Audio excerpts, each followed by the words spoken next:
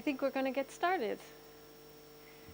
Monsieur le Ministre, esteemed panelists, ladies and gentlemen, good afternoon and welcome to our TICAD8 side event panel. We're going to be exploring the potential for African private equity to be a vector for recovery today. I'm Anne Wyman. I'm Chief Economist and a Senior Partner at Afrique Invest, and I'm honored to be your moderator for the next couple of hours. I'm looking forward to the contributions of all of our participants that are in person and virtual from here in Tunis and from much further away. Before I turn the floor over to Si Samir Said, the chair of our panel and the Minister of Economy and Planning, I wanted to do two things. First, an overview of how our panel will be structured today, because it's a little bit complicated, and then some brief framing comments. We are all really lucky today to be joined by so many excellent panel participants. So many, in fact, that we're going to split our panel into two. First, we'll be hearing from Si Samir, Tunisia's Minister of Economy and Planning, who will provide us with some insights about the current investment climate for private equity. He'll be followed by Mr. Ken Shibusawa from Kensei Doyukai, Mr. Kohei Muto from Double Feathers Partners, and then I hope Monsieur Vincent Leguenou from Africa 50, who will be joining us virtually. At that point, we'll actually break for a Q&A session, after which we'll have a second slate of participants who will be presenting mostly in French. The second part of the panel will be chaired by Madame Siham Bourdiri Nemsia, Tunisia's Minister of Finance, who will speak about some new legislation in Tunisia that it is hoped will facilitate further private equity investment. Following her intervention, we'll hear a few words from Madame Nejir Harbi of Tunisia's Caisse de dépôt et consignation, and then from Monsieur Mohamed Salafrad of Atik, and finally, Mr. Arif Neki of the United Nations SDG Partnership Platform. Hopefully, we'll still have some time then for another set of questions and answers after that. So to start us off, maybe just a few framing comments. According to the African Venture Capital Association, total private capital investment in Africa has seen a significant increase over the past several years. From 3.6 billion in 2018, total private capital investment on the continent has more than doubled to 7.4 billion last year. This growth has been the result not only of an expansion of typical private equity strategies, but it has also resulted from an important increase in early stage and venture capital investment, as well as more impact-oriented investments, especially in the areas of health and climate. Our task today is to look at this moment as an opportunity to explore the ways that various players in this growing ecosystem can nurture and further encourage growth. The needs of the continent are great, and both the public and the private sectors have a role to play in encouraging further increases in private capital. Of particular importance for this gathering is learning what more can be done to strengthen partnerships with Japanese investors, who can have both an important development impact and also participate in the financial upside that exists across the continent. You'll hear today from government institutions about the enabling and improving regulatory environment. You'll hear from investors and fund managers describing firsthand where they see the opportunities. You'll hear from industry associations about the important work they are doing to serve as a link between potential investors and markets. And finally, you'll hear how all of these important efforts are contributing to the achievement of the UN's Sustainable Development Goals. I'd now like to hand the floor over to Monsieur Samir Said, Minister of Economy and Planning for Tunisia, to start us off. The floor is yours. Thank you, Anne. Thank you for you all for attending with us here in the room or on virtual from distance. So it's a privilege for me to open the panel of private equity in Africa.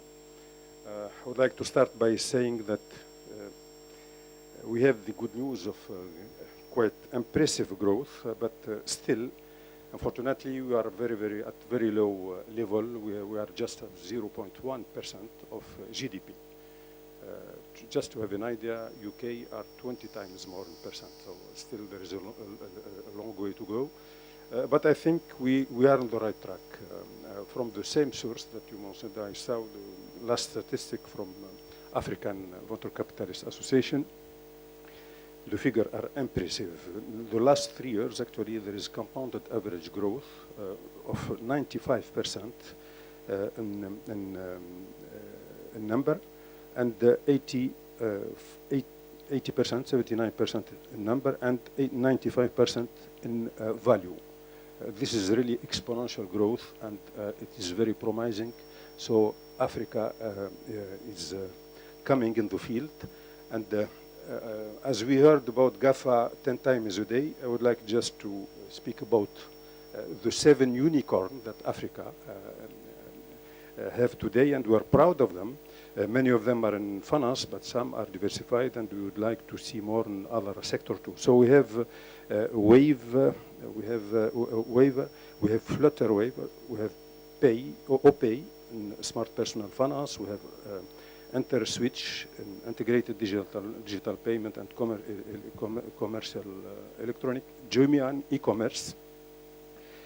We have Cheaper Cash, which provide free and instant peer-to-peer cross-border payment. We have Isuzu, which I don't know for the pronunciation, Isuzu, sorry for it.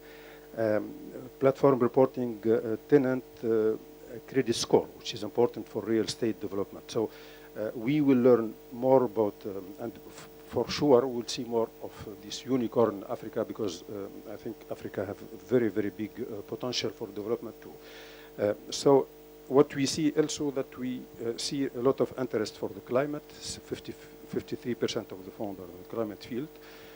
Interest also for transport and logistics, and this is very important for the development of commerce in Africa, and not least the infrastructure interest.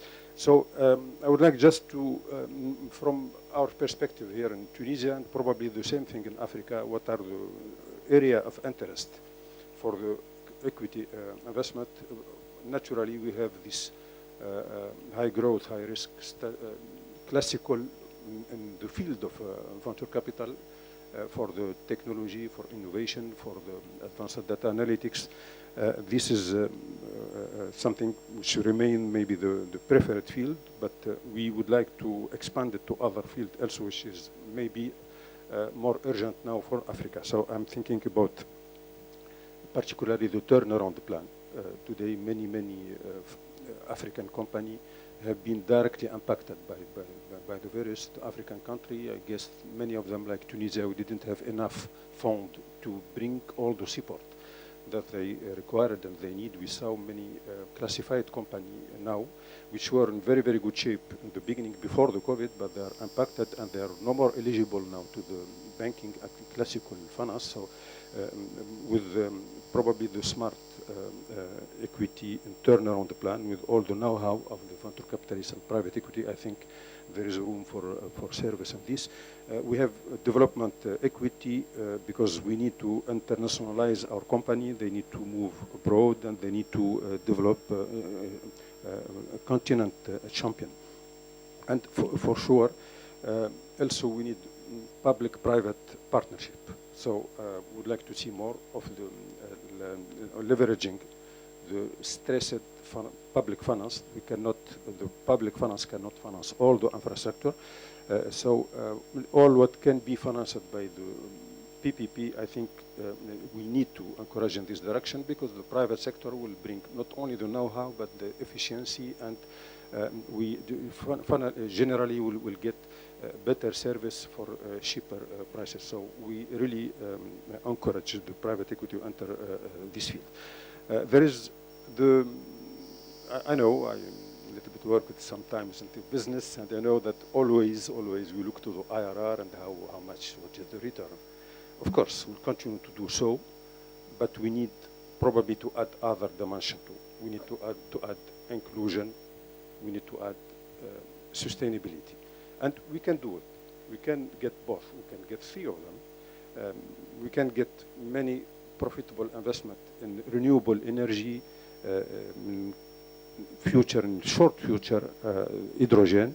We can have a lot of interest also in desalination, in education, in healthcare. All these fields will contribute. There will be impactful investment, which will bring a lot of good for the society as a whole.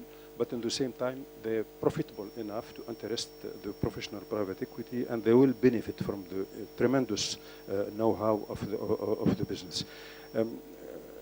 We need also in Africa generally to evolve our regulation. We need to go for more smart and agile regulation. Think about the sandbox and the like, to let innovation happen and then regulate later, to not bring a lot of obstacles in the beginning.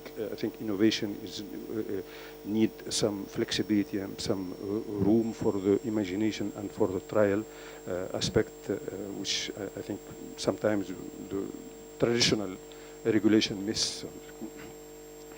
We need also to create a favorable ecosystem. So here in Tunisia, I can speak, Madame Gharbi from CDC would speak longer about it, but we are proud of Startup Act 1, that we speak one because we have two in preparation now, where we created an ecosystem. We created a fund, another fund, a fund of fund, which will create child fund, several child fund, and early stage, later stage, and seed. We also are creating a whole ecosystem, including incubator, including accelerator, and support for the new general partner team, because we would like really to see this professional category grow in Tunisia. I believe a lot in the smart equity. I believe a lot in the value added which can brought by it's not only money, it's also strategy and good governance. And this is very, very important for we need it in Africa. We are working also with the CDD in fund. We hope that we reach it for the SMEs. This is important because SMEs have been particularly impacted by the COVID, and really they depends on the country, but many countries it is around 90% number for the companies. So we cannot let it happen only by let's say commercial banking. I think we need also either turnaround or development fund, which bring value and support this company, which once again I say they were in very good shape before the COVID, and they have been victim a little bit of COVID. So intrinsically they have all the potential to come back and to grow again. And probably some mezzanine fund would be better than classical equity, because generally they don't share easily the equity. They don't want to be diluted, so probably we can introduce some new product to allow this development to happen. Maybe a final word about, because you mentioned that business climate in Tunisia. I know it's an African event, but allow me just to speak a word about business environment in Tunisia. We are working very, very hard these last weeks. We have established a dialogue with the private sector, and they are the main architect of the new reform that we are planning. We took the whole process of previous doing business, which now I think is a business environment enabler. Of the World Bank, the methodology is very, very strong. So we're trying to improve access to finance, improve the procedure for the trade. We are simplifying the life for the investor. We have a portal and we are digitizing the journey of the investor. And we are streamlining the procedure and simplifying the rule. We are, as I mentioned, working in Startup Act 2. We believe in this field. We are even working in a shadow plan. It's the proposition of the young people who would like to add another version of the plan from the perspective of young people, where they see knowledge economy, they see innovation, they see a lot of use for artificial intelligence and for the advanced data analytics. So all these we aim to reach good part of it by the end of the year. So I just finished by saying that we put in Japanese the guide for the investor.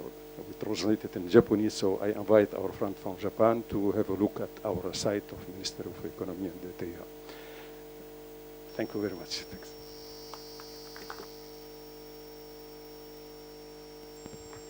Thank you. Thank you very much for your comments. Very, very pertinent, and I think set the stage for a nice conversation this afternoon. I would now like to introduce you all to Mr. Ken Shibusawa. He is the Chief Executive Officer of Shibusawa and Company, a strategic advisory firm for alternative investments, ESG and SDGs alignment, and human resource development, which he founded in 2001. I am getting a lot of feedback. I don't know. I feel like I can almost talk without a microphone in this room. Yes. Yes?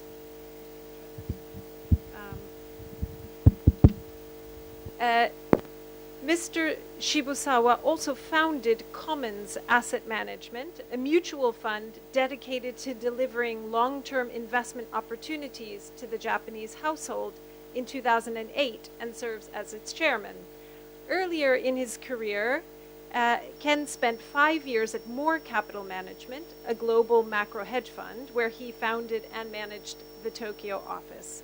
He's also held roles at JP Morgan and at Goldman Sachs, so quite an illustrious career indeed. He's also working on an impact fund for Africa, which we're really excited to hear more about. So I'd like to turn the mic over to you. Here you go. Well, thank you, Anne. Minister, distinguished ladies and gentlemen, my name is Ken Shibusawa. I'm very happy to be here today. My very first visit to Tunisia. It's a very, very long flight from Japan, but we're really enjoying our visit here. As Anne mentioned, we're in the process of trying to launch an impact fund. This is under the Keizai Doyukai, which is the Japan Association of Corporate Executives, and this is an association of about 1,500 individuals, about 1,000 companies, including large companies and smaller companies like myself. I'm part of the Africa project team. There's been a committee for Africa at Keizai Doyukai since, let's say around 2010, so over 10 years. But I remember on TICAD8, which was held in Yokohama in 2013, left an impression on me because the heads of African state made a statement. And they said, "Thank you, Japan, for all these years of aid that you provided us. Now we're asking for your investment." Looking back in 10 years, however, our project team found that the direct investments from Japan to Africa over the last 10 years actually declined. And to us, this was unacceptable. And so we had to change things around. Last year, the Africa project team released a report recommending to launch, as Anne said, an impact fund dedicated for Africa. Now, if you think about Japan, it was a country 150 years ago that was still in the development stage. It was in the feudal era, and it used democracy and it used capitalism to basically modernize society. Currently, the new prime minister in Japan, who unfortunately caught COVID, so he couldn't come physically, but he started this economic policy called a new form of capitalism, and I had the honor to be on its council over the last 6 months. And what is a new form of capitalism? What it is I think it's inclusive capitalism, things that were left behind by capitalism. So it's not new, but for the new era, something that's very, very necessary, I think. And so within that context, the Africa project team decided to promote a impact fund dedicated to Africa.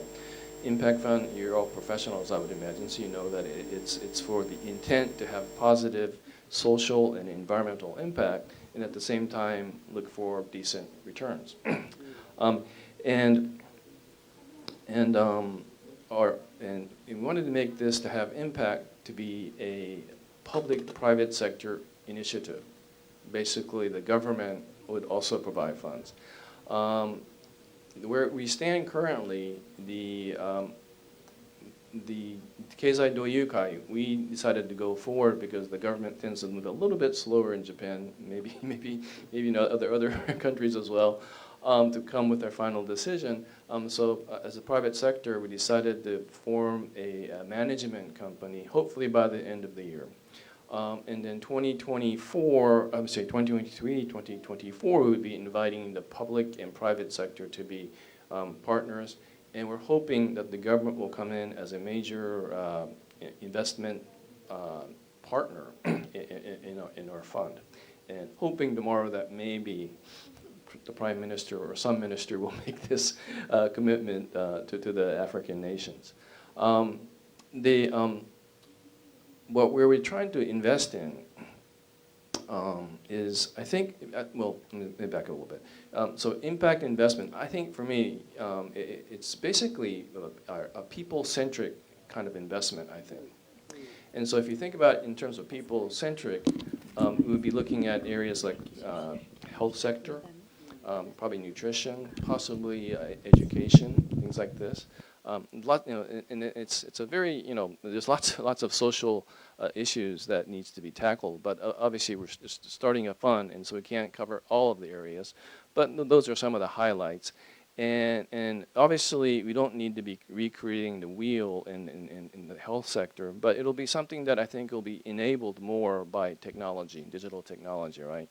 We all know about the leapfrog effect, so you don't need to follow the footsteps in the African continent of the the Europeans or Americans or Japan, because we have the technology that we didn't have 50, 100 years ago. The area that we're thinking that we might add value is, if you think about, and then we'll be investing in startups in Africa, one. Other possibility is investing in ventures that want to, Japanese ventures that want to come into Africa.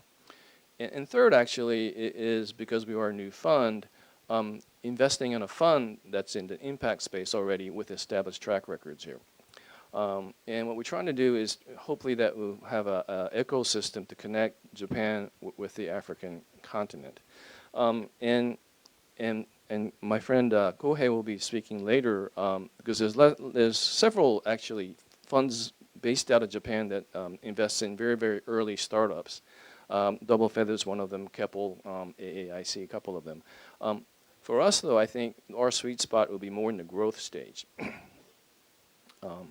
And the sort of the value that we would bring to our invested companies or funds is the fact that we're backed by Japanese corporations, financial institutions that might serve as an exit strategy for some of these investments, right?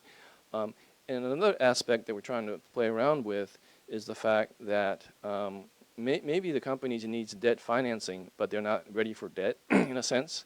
But because there's lots of debt financiers in Japan, that maybe there's a way to sort of leverage that kind of relationships. So that's the sort of the grand design that we're trying to go forward with. Our challenge is we made the commitment at Keizai Doyukai to start the management company. The challenge is, the Prime Minister and the Foreign Minister and high-level politicians, I think they get this idea in concept. They think it's a good idea, but obviously you need to put it into practice. And the bureaucracy in Japan, they think, oh, it's a great idea, so we're trying to find the right pocket that somebody has a wallet for, to open up for us. And that's I think it's going to be the challenge going forward. But as I mentioned, I hope at the plenary tomorrow that maybe the Prime Minister or the Foreign Minister can at least mention that we're trying to solve social issues in Africa, very, very important. on the people-centric aspect of it, and we want to do this public and private sector. In closing, several decades ago, Japan did very well in this model called Made in Japan. That worked very, very well. And then decades following, we said, oh gosh, I'm sorry, we'll make it in your country, made by Japan. I think for the new era, what we need to be doing is talking about a new model for Japan, and that's made with Japan, with Africa, for mutual prosperity. So that's our grand vision, and hopefully the audience can join us in this vision to make it a reality. So thank you very much for your attention.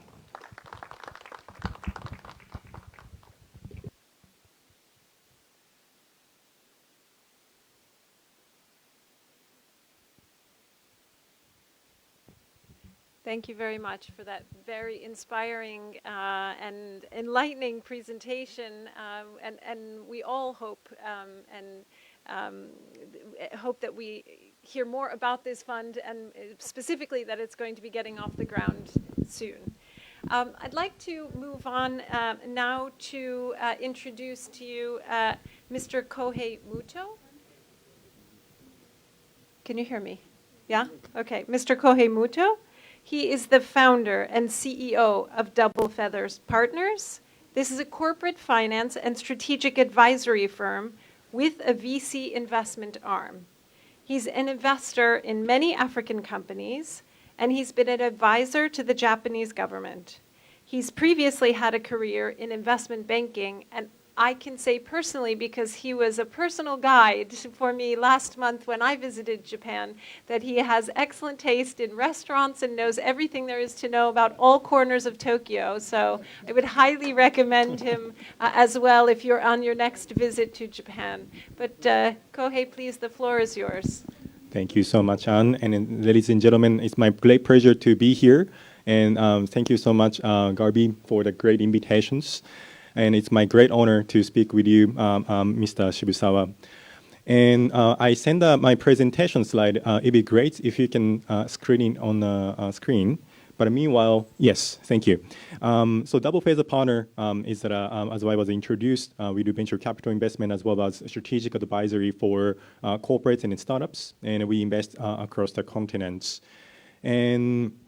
And we also closely work with the governments to support startup running acceleration program together with JICA, a Japanese DFI called Next Innovation with Japan. It's called Ninja.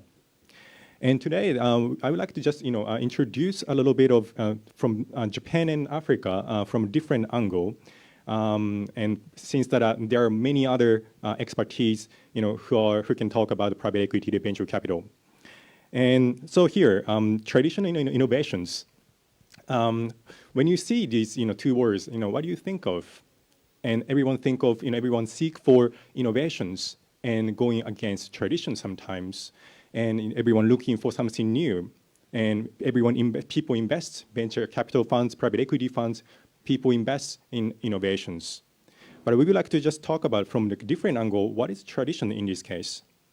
Can you go to the next slide? Here, this is the 1960s in New York subway. And then on the next, this is the 2020 New York subway. And obviously, within the 60 years, the things change dramatically. How we behave, how we read, how we consume data, how we consume the informations. Can you move into the next slide? This is a 1900s compared to 1913. So when you look at on the left side, probably you might be able to realize that most of the car, this is the Fifth Avenue and in New York. Sorry that I'm using that in an American case here, not in Japan or Tunis. But when you see those left side, 20th century, most of them, like 95% of them are horse carriage, and only one of them here is actually car. And 13 years later, exactly the same place in New York Fifth Avenue, you see 100% on a car, you see are cars. You don't see any horse anymore. people didn't believe at that time that, that those machines can drive around instead of the cars, instead of the horses. But now, within the 10 years, the situation can change, people's lives change, and this cycle of innovations increasing dramatically in recent years. And when you talk about the innovation, can you move to the next slide? And there are so many Japanese innovative companies, Toyota, Honda, Nissan, Sony, Canon. Probably you know some of them from here. But I'd like to propose a little bit different angle of Japanese situations. When you see this, graph, can you guess, what are the graph are? What this graph is? 54% coming from Japan, 14% Germany, 3% Netherlands, and 3% France, and 25% others. Gas, not quite. Earthquake? Say it again? FDIs, yes. Okay. Thanks for the contributions. So let's move on to the next slide. Economics? No. It's actually a number of the company that is more than 200 years in the world. There are 6,000 companies in the world that is more than 200 years. And when you look at the 54% of the Japanese corporates are those of them, and then 14% coming from Germany. So when you think of the Japan as innovative countries, machines and also smartphone, computers, but the truth here is that we see that from different angle about Japan, we're very, very tradition-based. And we don't think as the traditions versus innovations, but a traditions is a series of innovations. And then series of innovation is a catalyst of the growth of economy. So if you want to, we want to invest into the companies that will create the traditions, and then that traditions is comprised of the series of innovations. We would like to invest in a company that can pursue and then also survive in any situations by pursuing that a continuous series of innovations. That will be the fundamental of economical growth. So we're, as an investor, we're looking for those companies. And can we go to the next slide? And we are looking. I'm comparing the venture capital industries, Japan versus Africa. The red color is Japan. The green color is Africa. Last year, around $4.7 billion was invested in an African venture capital field, and on the other hand, Japan around $5.5 billion were invested. In Japan, in around 2019, they passed the threshold of around 4 billions, and Africa passed just last year. But we are expected to see around $1 billion of investments in African markets based on that, the first half year of the statistics of this year. And in Japan, around $7 billion will be invested in Japanese market this year. So we are, Africa is surpassing a Japanese venture capital field already by this year. And when you look at the CAGR and the growth of the capital that is invested in African markets, it's growing by 106%. Japan, 32%. So we see that different type of the momentums compared to Japan and Africa. Obviously, that the situation is different, and then also population is different. But the number shows that very strong appetite from the global investor into the African economy. Can you move on to the next slide? This shows that how much Japanese corporates holds cash, especially the right side hands. It shows that the dark green is a net cash, and then the lighter blue is net debts. When you see on the top, it's topics, and then next one is the Shenzhen Corp, and then the third one is also Japanese topics 500s, and then the fourth one is the CDAX from German Stock Exchange, and Chinese, Canadian, and then Standard Poor's 1,500 from US. And when you see that, all of that, most of the top, 4, 5 and stock exchange, those companies are from Asia, and that is a net cash. Means that they have significant amount of the cash reserved, And then around the 40% of the S&P firms are net cash, but 53% of topics index are net cash. In other words, S&P firms sits on the 880 billion tangible assets, while topic firm sits on the 2.6 trillion US dollar tangible assets. So Japan is playing a very different game and having a significant amount of the cash reserve because that we had three decades of the stagnations or deflations. Holding the cash is, most economically makes sense. But now we see that in a very, very different type of the economical situation under the inflations. So more and more Japanese corporates are eager to allocate those assets and also investment cash into the high yield, and they have to invest into more emerging markets.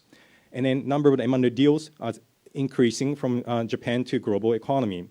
And then I think that Africa should be able to capture those momentum, and then also very strong capital and cash reserve of Japanese corporates. The next slide, it shows that some of the key transactions that we capture and by the Japanese corporates investing into the emerging markets. Toyota Tsusho acquiring Seifao Group, heavily investing in African markets. Mitsui Group, they acquired ETG Group in Dubai. Ajinomoto Group acquired Ghanaian companies. Sumitomo, Vodafone team, they acquire Ethiopian telecoms, and so on and so on. So more and more venture capital, private equity industries from Japan to Africa is increasing from not only Japan to Africa, but also from Middle Easterns and European players collaborating together to investing even further to African economy. And yeah, can you pass me? Yeah. And when you look at the venture capital field, where the money coming from? Despite of saying that Japan has such a strong potentials, then I would like to highlight those very innovative, interesting, unique culture. But the current situation is that Japan only invests into Africa around only less than 2% of the entire capital that has been invested in the last 5 years.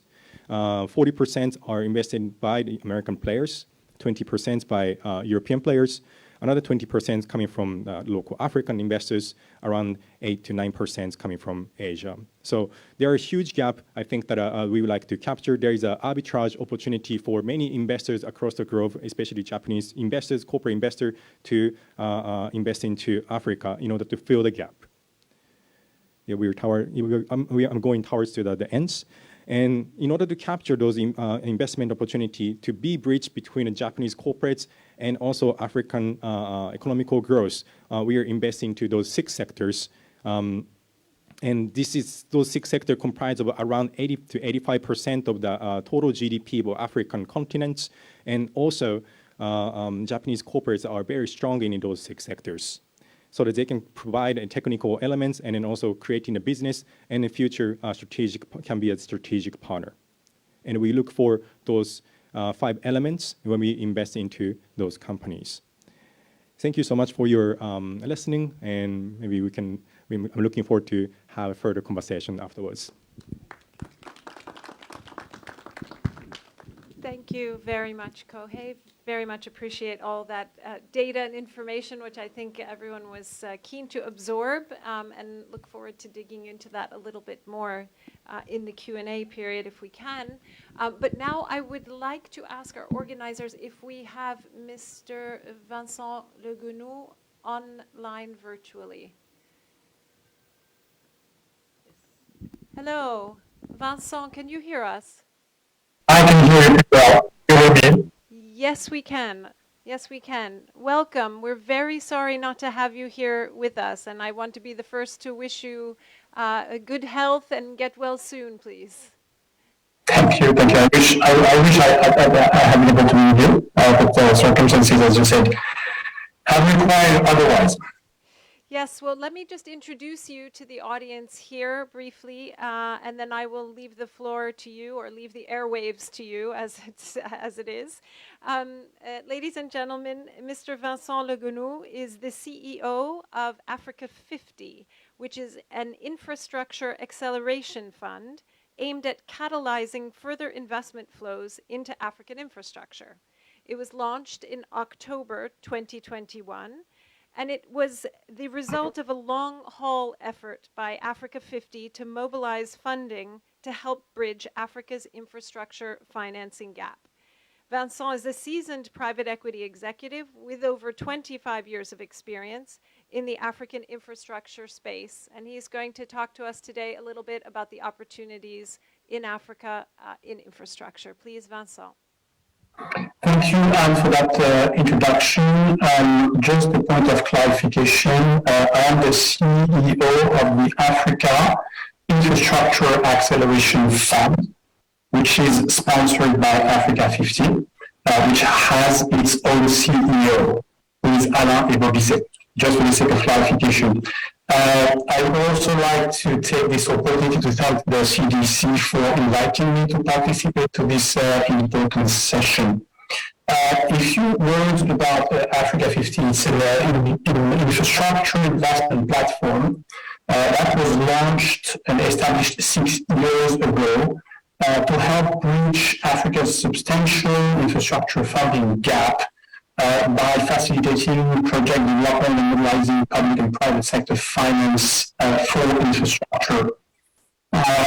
Africa 50 is funded by 29 African countries, 2 central banks, the Bank of Maghreb for Morocco and the BCEAO for Francophone West Africa, and the African Development Bank. Africa 50 has 3 mutually supportive entities, 3 pillars as we call them.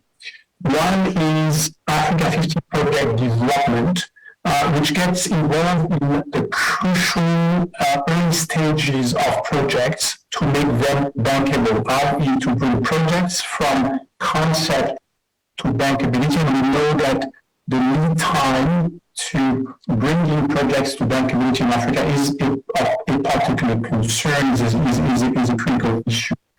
We have a second pillar, which is Africa 50 Project Finance, which invests in infrastructure at a later stage, at near or post-financial close. And then we have the third pillar, which is the Africa 50 Infrastructure Acceleration Fund, which I lead. It's a 500 million closed-ended fund, and as opposed to the first 2 pillars, Africa 50 Project Development and Africa 50 Project Finance, this new fund will have the opportunity to raise capital from the private sector and from the public sector from all over the world. So the goal of the fund is to invest, and Africa 50 as a whole, invest in power and energy, transport, logistics, water, sanitation, ICT, healthcare, and education infrastructure. We really seek to make investments that contribute to Africa industrialization and economic growth, while at the same time helping the continent meet its climate commitments. Just to set the stage, and I'm sure our audience knows that, but I'm going to remind everyone what the challenges are. And the African Development Bank reckons that somewhere between 68 and $108 billion annually are required to finance infrastructure gap on the continent. So that also shows the magnitude of the opportunity. Some of the previous speakers have highlighted that, the magnitude of the opportunity for private sector investors, because we know that the public sector will not be able to finance alone the infrastructure development on the continent. Let me give you a few examples of what Africa 50 has done in the infrastructure space over the last few years, showing that it's possible to have a strong impact, but also develop profitable projects. One of them is the 400 megawatt solar power plant in Egypt. It's a company in which we have invested, a few years ago, being involved at the development stage, and within 6 months, we were able to bring this project to financial close. It's a very good example of how early-stage project development expertise and financing can be used to rapidly bring a project to financial close. and then inject equity to encourage broader financing, including senior debt. In the energy space, in the power and energy space, through the IPPs in which we are involved on the continent in Egypt and Senegal, we have helped develop 1,000 megawatts of capacity, helping increase the electricity supply, serving 17 million people. Another example of what we've done through in the transport sector is in Central Africa, where Africa 50 is the lead developer of a road and rail bridge linking the capitals of the two Congos, the DRC and the Republic of Congo.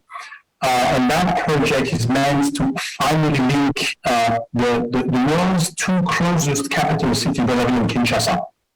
At the moment, people are using speedboats to cross the river because there is no direct physical link between the two countries. Although the distance between them is less than 2 kilometers.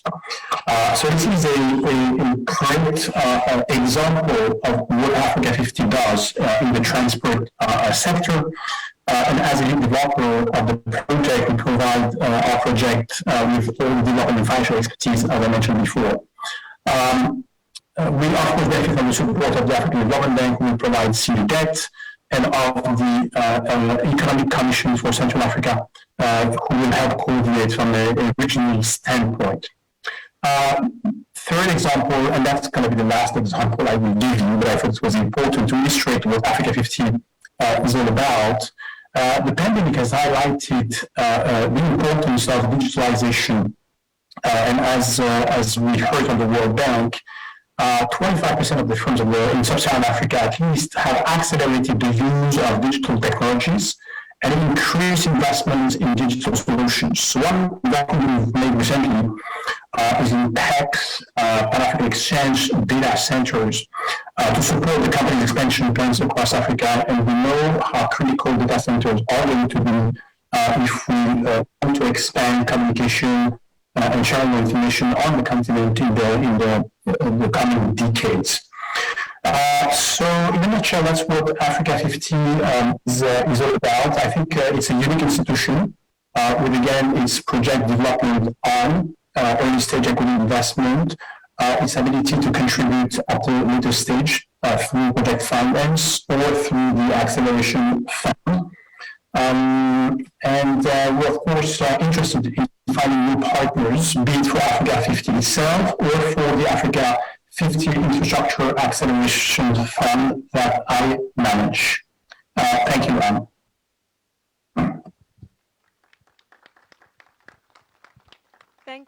Thank you very much, Vincent. Appreciate all your comments and the big job that you have to do to be inspiring and accelerating infrastructure projects in Africa. It is much needed, as we all know. As promised, we are now going to have a moment for question and answer. I hope some of you have prepared in your minds, as you've been listening to our great presenters, some questions out there. I don't know if we open it up to the audience. We could use my mic, or we can pass one around if anyone out there has a question. Any questions from the field?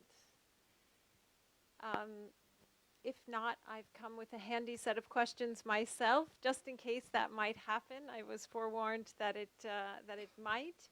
I wanted to see, Samir, you pointed out the fact that we have a long way to go in terms of encouraging the amount of private equity investment in Africa. And I wanted you to maybe help us think a little bit, and then I would then like to pass the question around to what can be done through private equity structures, and the enabling environment to help mitigate some of the perceived risks that are out there. We've all talked about the promise, which I think is important, but I think we also have to recognize that many people out there, Japanese investors included, as you've mentioned, part of the challenge is getting the money, and part of the challenge of getting the money is addressing the risks. And so could you maybe help us think a little bit about risk mitigation and what private equity and private equity investing structures, the environment here in Tunisia or in Africa can do to help get investors more comfortable with the environment? Excellent question, really. Actually, we don't have a choice. The many governments in Africa and many countries are highly indebted. So there is emergency, there is priority.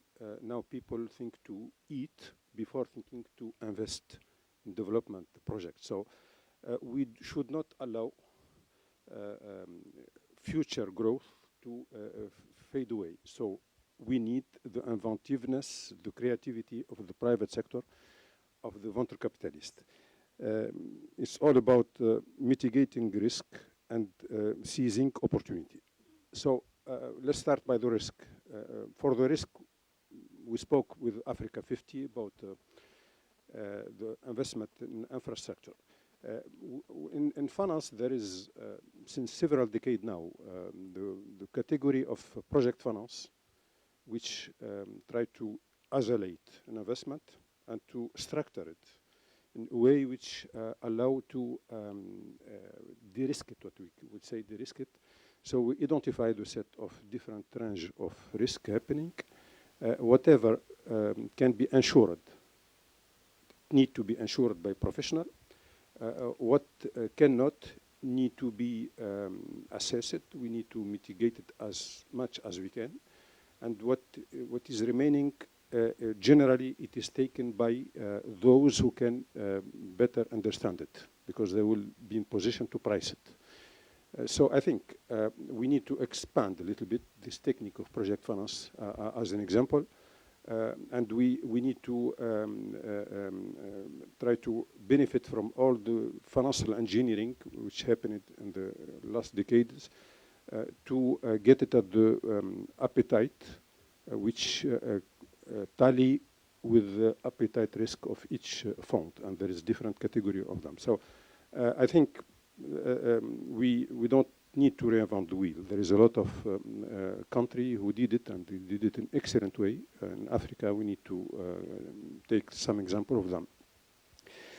From the opportunity side, because I believe that there is a lot of symmetry between risk and opportunity. As we mitigate the risk, also we should not forget that there is opportunity which we need to remain like the risk in the radar and need to be seized and to be taken. So I think this is more challenging because today, we mentioned earlier that capitalism need to be reinvented. We need more than financial profitability. We need also inclusiveness. We need social aspect. We need green economy. We need to salvage our threatened climate, Earth. So how can we do it? Once again, I think we need some creativity because I'll take one single example, but it can be thought about for other aspects too. Let's take the carbon, the emission of carbon. So there is a progress which have been done, and there is a price now on carbon. So it's very simple. Those who pollute need to pay. It's easy. It's not complicated. So when we speak about private and public partnership, also the public need to play its role and to take the courageous decision to change the fiscality, to change the rule, to allow this market mechanism again to play. Because I think we need to come back to some mechanism which need to be market mechanism. I don't believe that much in the when we keep it only to the company to decide what is good governance, what is good social, and what is good environment. I think we need to move much more to let this washing, let's say it, happen. It's very serious to let it only to the appreciation of the company. I think it needs to be regulated first. And when we can, we need to integrate it in one way or another in the capitalization of the risk, the computation of the risk, like what we did for the carbon emission. So I guess that we'll have a lot of innovation in the coming years, but we need to do it fast because really time is running out. Thank you. Thank you very much. Shibusawa-san, do you want to make a comment on risk mitigation? Thank you, Anne. If you think about risk compared to the public markets and private markets, because I'm in both spaces, in the public markets, we think about risk in terms of market prices going up and down, because it goes up and down every day. Whereas in the private equity market, there's no actually price that goes up every day, and there's liquidity risk because you have to hold on to your investments longer than a public company. But at the same time, in a public company, we're long-term investors in my public public investment fund. But as an investor, you're always at an arm's length with the management because you don't want to have insider information that other people have. That's always a risk, being actually too close to the company, right? But for a private investment, it's actually the other way. The other way to manage the risk for a company is to actually have more on-hands engagement with the company, with the management for their growth strategy. And so in that respect, in Africa, I don't think it's a developed public market in the first place. A lot of the companies are in their growth stage, and at the same, so as an investor in the private equity space, to be more intimately engaged with the management doesn't mean you have to be a majority owner, but having more engaged intimately, I think it's a way to control risk actually. So. Great. Thank you very much. I'm going to ask that we take a short break now. We're going to be moving to our next panel in just a little bit. We will have a change in scenery on the stage. I want to thank, first of all, Monsieur le Ministre for joining us on this panel, Shibusawa-san, Kohei Muto, and also Vincent Leganou for dialing in. We appreciate all your comments, and thank you all for being here in the audience. And please come back and join us when we have the second part of the panel. Thank you very much.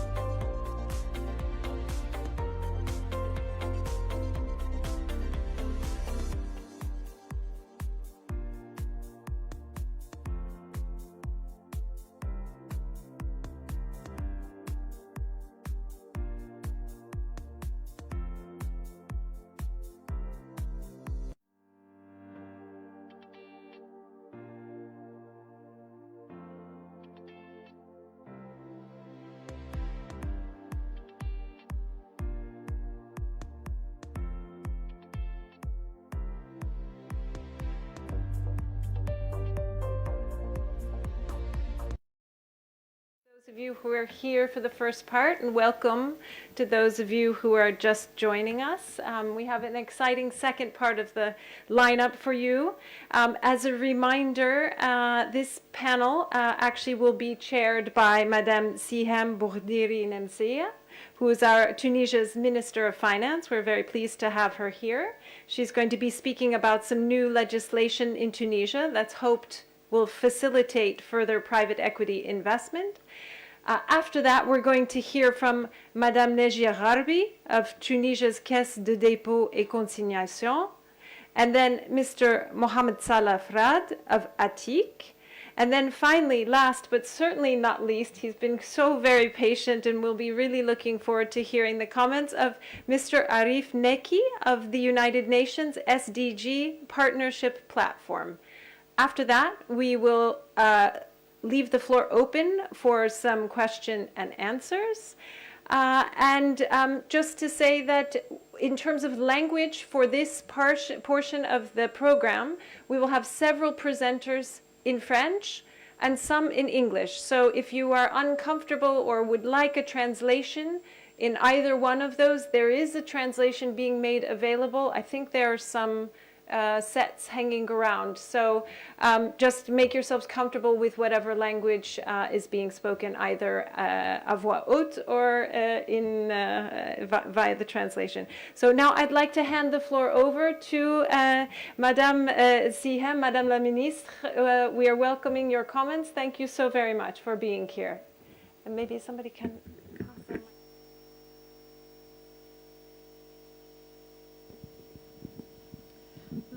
Bonjour à tous.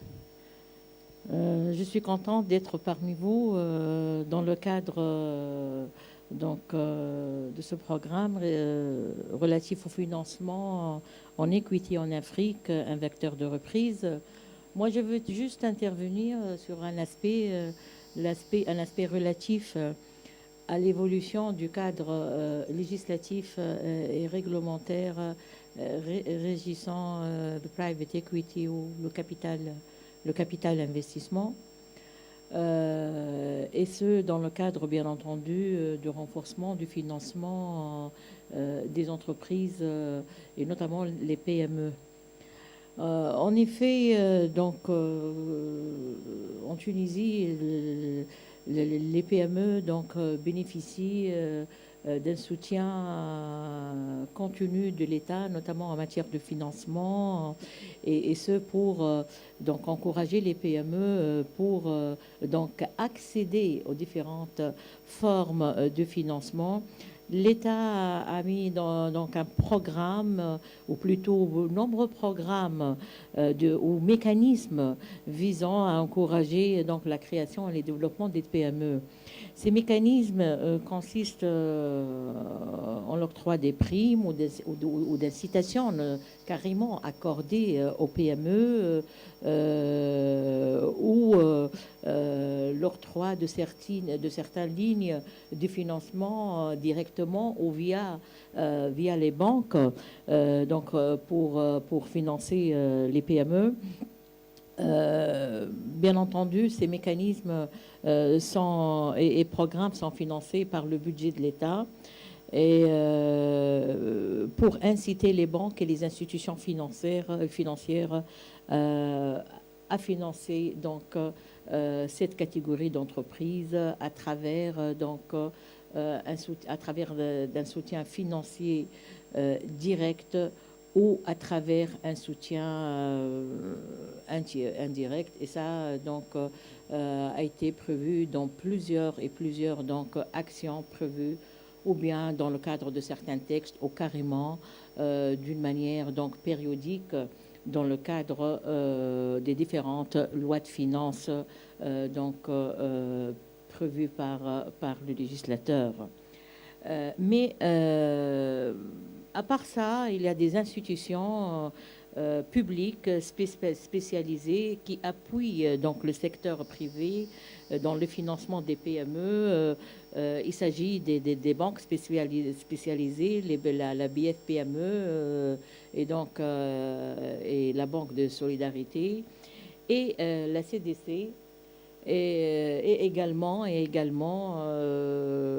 la Sotigar, qui est la société tunisienne de garantie, qui garantit donc le financement dédié aux PME.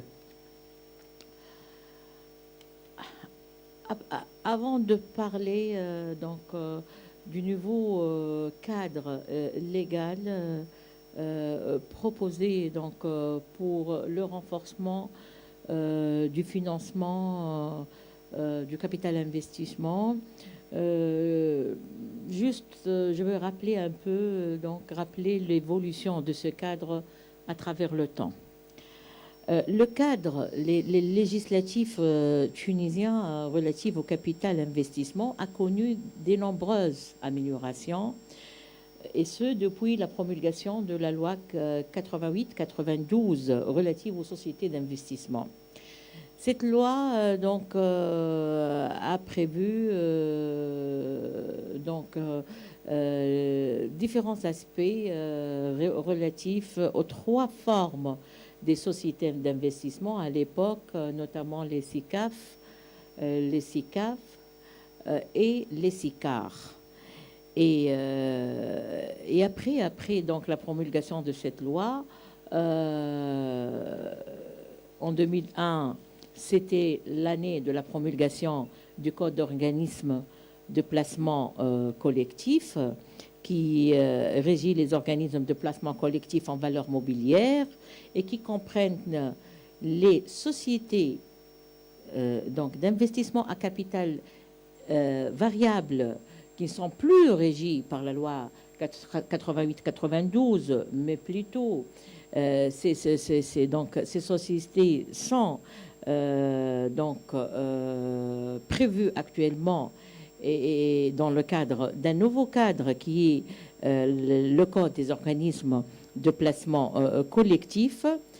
Ce code, dans le cadre de ce même cadre légal, il y a les fonds communs de placement en valeur mobilière et les fonds communs de créances. Après, en 2005, le législateur tunisien, et dans le cadre de la recherche des véhicules d'investissement innovants pour lancer, pour relancer le capital risque, il a introduit deux nouveaux organismes soumis au contrôle de conseil de marché financier.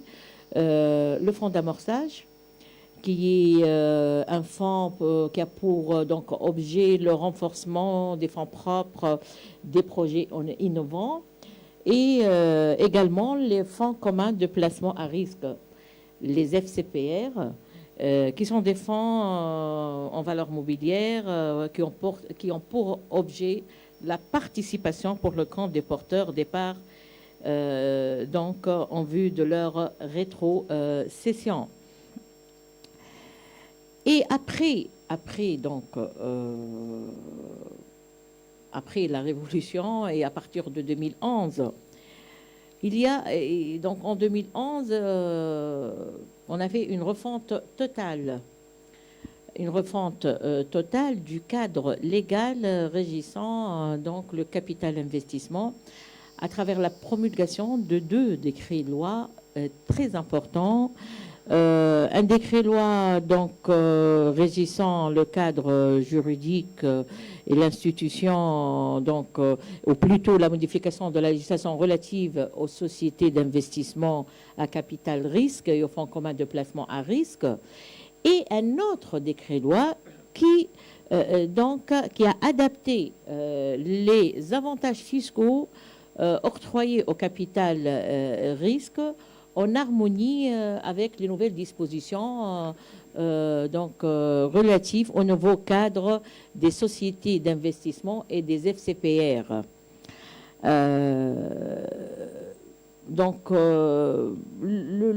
Ce nouveau cadre a porté essentiellement sur le fait de dissocier le cadre réglementaire du capital risque avec le cadre fiscal. Il a élargi le champ d'intervention du capital risque et levé les ratios d'emploi de ces fonds. Il a soumis les SECAR qui gèrent les ressources spéciales pour le compte d'investisseurs non avertis au contrôle du marché financier. Il a créé un cadre légal des fonds et introduit la notion des FCPR à procédure allégée destinée aux investisseurs avertis. Également, il a permis aux SICAR et FCPR de continuer à garder des actions introduites en bourse pendant une durée ne dépassant pas 5 ans à partir de l'introduction en bourse. Bien entendu, le décret-loi régissant le cadre et les avantages fiscaux, il a donc prévu des avantages avant et après utilisation des fonds, des avantages relatifs au dégrèvement, financier et un dégrèvement donc fiscal total et sans minimum d'impôt et un autre, donc il y a deux avantages avec 100 ou avec minimum d'impôt et avec l'exonération de la plus-value réalisée à partir de la cession des titres et des actions, et ce donc selon la forme ou la destination de l'investissement. En 2019, et avec la promulgation de la transversale pour l'amélioration du climat des affaires, l'article 15 prévu dans le cadre de la transversale a permis un avantage fiscal octroyé aux investisseurs qui participent dans le capital dans le cadre d'une restructuration financière. Et le législateur a permis un avantage fiscal consistant pour le montant réinvesti dans le cadre de la restructuration financière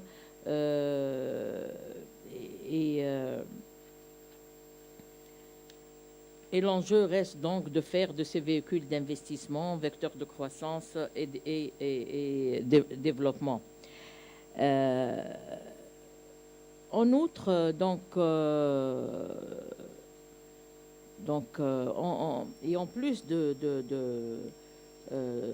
ces avantages fiscaux, on a essayé d'améliorer même les conditions prévues dans le cadre de l'article 15, dans le cadre de la loi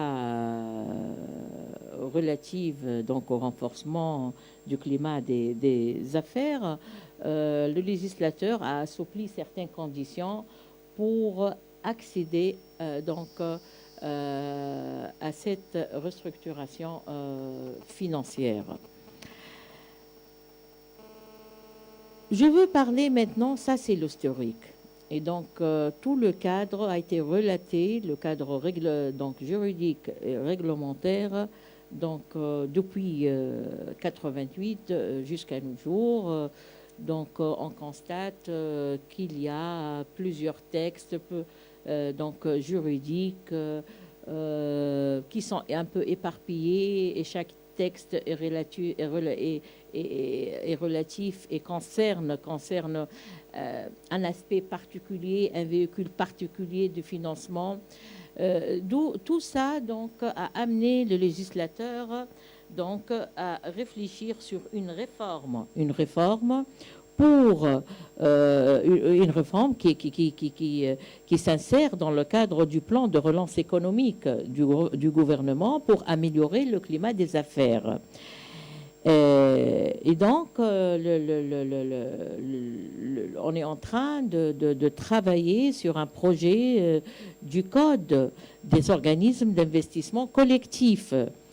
Ce projet vise à améliorer l'écosystème de financement de l'entrepreneuriat des jeunes entreprises et des entrepreneurs dans l'économie de savoir, dont l'objectif est de regrouper les textes régissant l'activité dans un seul cadre législatif, tenant compte des spécificités du métier et permettant aux investisseurs une meilleure visibilité.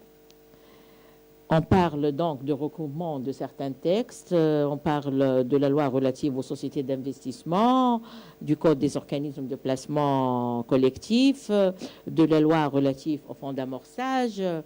Donc tout ça va être regroupé dans un seul cadre légal.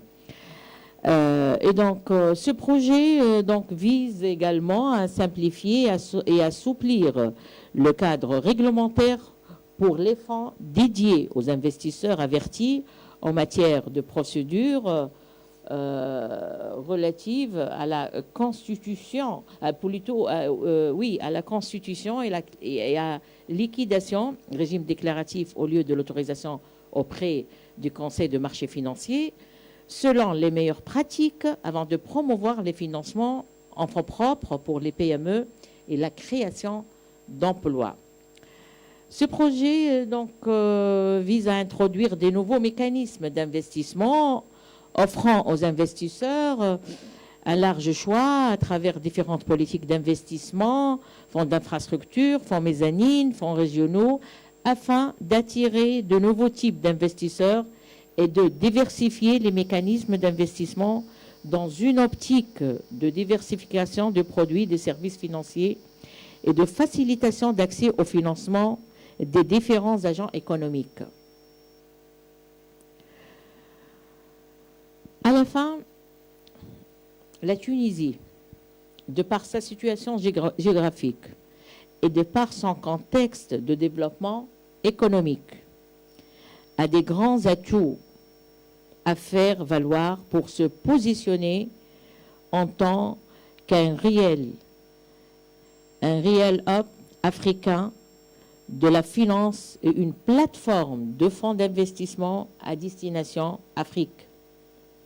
Fort d'un projet structurant et d'une réelle volonté de réformer son marché de capitaux, le marché tunisien devrait consolider son attrait auprès d'investisseurs étrangers et notamment les investisseurs africains. Merci pour votre attention. Merci beaucoup, Madame la Ministre. Thank you to all of you who are listening along in French and in English. For those, I've seen a little bit of back and forth in the audience about the audio. If there's anyone who is not getting audio, please let us know so we can change your headsets. Because I think we're going to have another presentation in French. So please let us know if you're not having a properly functioning headset. I'm very pleased now to introduce Madame Nejia Gharbi, who is the Directrice Générale of the Caisse de dépôt et consignation. She's going to spend a little bit of time talking to us about the impact that the CDC can have on the broader ecosystem for private equity financing and how it might work together with other African caisses de dépôt to support private equity financing in a broader context across the continent. So I'd like to pass the floor now to Madame Gharbi. Thank you, Anne. Donc, je vais essayer un peu de parler du rôle de la Caisse des dépôts et consignations en tant qu'investisseur en capital. La Caisse des dépôts et consignations a été créée en 2011 et le but, c'était de financer les projets structurants dans le pays, mais aussi d'appuyer les PME et appuyer les PME via les financements dédiés. En fait, généralement, une PME, pour financer son activité, utilise deux canaux de financement, ou bien le marché financier ou la dette. Et bien sûr, le marché financier, il est généralement avec des conditions qui s'adaptent beaucoup plus aux grandes entreprises ou, on va dire, aux moyennes. mais pas évident pour les petites entreprises pour pouvoir ouvrir le capital sur la bourse. Pareil, donc pour le financement en dette, il y a des conditions des banques qui font que l'accès au financement n'est pas toujours facile pour une PME. Il faut garantir qu'elle a les moyens de rembourser la dette dont elle a besoin. C'est par là que le private equity constitue donc un troisième canal de financement qui s'adapte aux spécificités de la PME et permet un apport en fonds propres ou quasi-fonds propres par des investissements de long terme, donc des investisseurs de long terme qui visent à financer les PME non cotées mais qui ont un fort potentiel de croissance. Donc le bienfait donc, de ce financement en capital, c'est d'apporter ce financement patient donc à la PME, mais aussi d'avoir donc des avantages pour les investisseurs eux-mêmes, dans surtout les avantages fiscaux dont Madame la ministre vient de citer. Le but, c'est d'essayer d'accélérer un peu le financement en capital vers les PME. En Afrique, donc, Anne déjà parlé un peu du volume, mais ce qui est bien, c'est que d'après le dernier rapport du Private Equity and Venture Capital de 2011, Association de 2021, donc le capital investi durant 2021 a dépassé donc, les 7 années précédentes réunies. Donc c'est vraiment très important l'effort de financement en capital en Afrique. Donc rien qu'en 2021, 5,2 milliards de dollars ont été levés. En Tunisie, donc, on a eu, si Mohamed Salah Frad pourra sûrement parler davantage de l'effort de financement en equity donc, en Tunisie, mais les derniers chiffres, c'est que près de 3 milliards de dinars ont été investis entre 2011 et 2021 dans 1858 entreprises. Et les montants levés ont atteint près de 4 milliards de dinars. Donc réellement, il y a un grand effort qui a été fait depuis 2021. Donc l'avantage, comme je vous ai dit, donc, pour l'investisseur, c'est le gain donc, à la fin de la plus-value qui sera réalisée à la sortie, la rémunération durant la période d'investissement, qui peut être sous forme de dividendes ou d'intérêts lorsqu'il s'agit d'OCA, des avantages fiscaux, mais aussi une flexibilité en termes de conditions de règlement du capital investissement. Le bailleur de fonds aussi confie la gestion donc, à des sociétés d'investissement qui elles-mêmes assurent donc, la responsabilité directe et juridique à l'égard de la société financée. L'investisseur, donc, il fait un partage de risque avec l'entreprise. Pour l'entreprise, donc, l'avantage, c'est surtout d'avoir un financement sans endettement supplémentaire, donc, et ni garantie, sans garantie exigée, profiter des conseils stratégiques avisés des investisseurs et de leur expérience, et aussi l'investisseur en capital est donc un partenaire proactif qui aide aussi au développement de la PME. Donc pour la CDC, donc, le rôle de la CDC, c'est d'intervenir en deux modes, ou bien un financement direct, et là nous sommes présents dans 21 projets pour un total de 104,9 millions de dinars investis donc directement dans principalement des financements dans des technopoles et qui ont un impact bien sûr sur l'écosystème entrepreneurial de manière générale. Mais aussi la CDC intervient directement via les fonds d'investissement et là elle confie donc ces financements aux sociétés de gestion. On a 13 sociétés de gestion partenaires, 24 fonds dans lesquels la CDC a investi, dont 21 fonds locaux, mais aussi 3 fonds internationaux. Et ce qui est bien, c'est que lorsqu'on finance via les fonds internationaux ou régionaux, on apporte, donc on exige un financement dans les PME tunisiennes. Aussi, la CDC, donc, elle a structuré, donc, si Samir en a parlé tout à l'heure, donc du financement dédié aux startups. Et là, donc, c'est des financements qui, à la fois, donc, on intervient dans le fonds de fonds donc, dédié aux startups, mais aussi dans les appuis à l'écosystème. Et c'est très important pour le développement des startups et c'est-à-dire le suivi de leur accélération.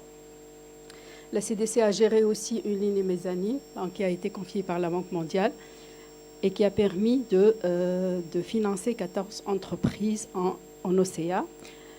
Elle a géré aussi la ligne SICAR, donc c'est une ligne donc, dédiée au financement des PME dans les régions. Et là, nous avons pu financer 23 projets dans les régions pour un total de 20,8 millions de dinars. La CDC intervient aussi pour dynamiser le marché financier et via les fonds communs de placement et le marché boursier. Je vais aussi donc citer quelques mesures qui ont été apportées par la Caisse pour dynamiser un peu le financement en equity. La CDC a créé, donc a lancé en 2020, juste durant la période Covid, une plateforme dédiée donc, au financement en capital. C'est la plateforme Je Sur Invest, qui a été développée en collaboration avec la TIC donc, et avec la Bourse des valeurs.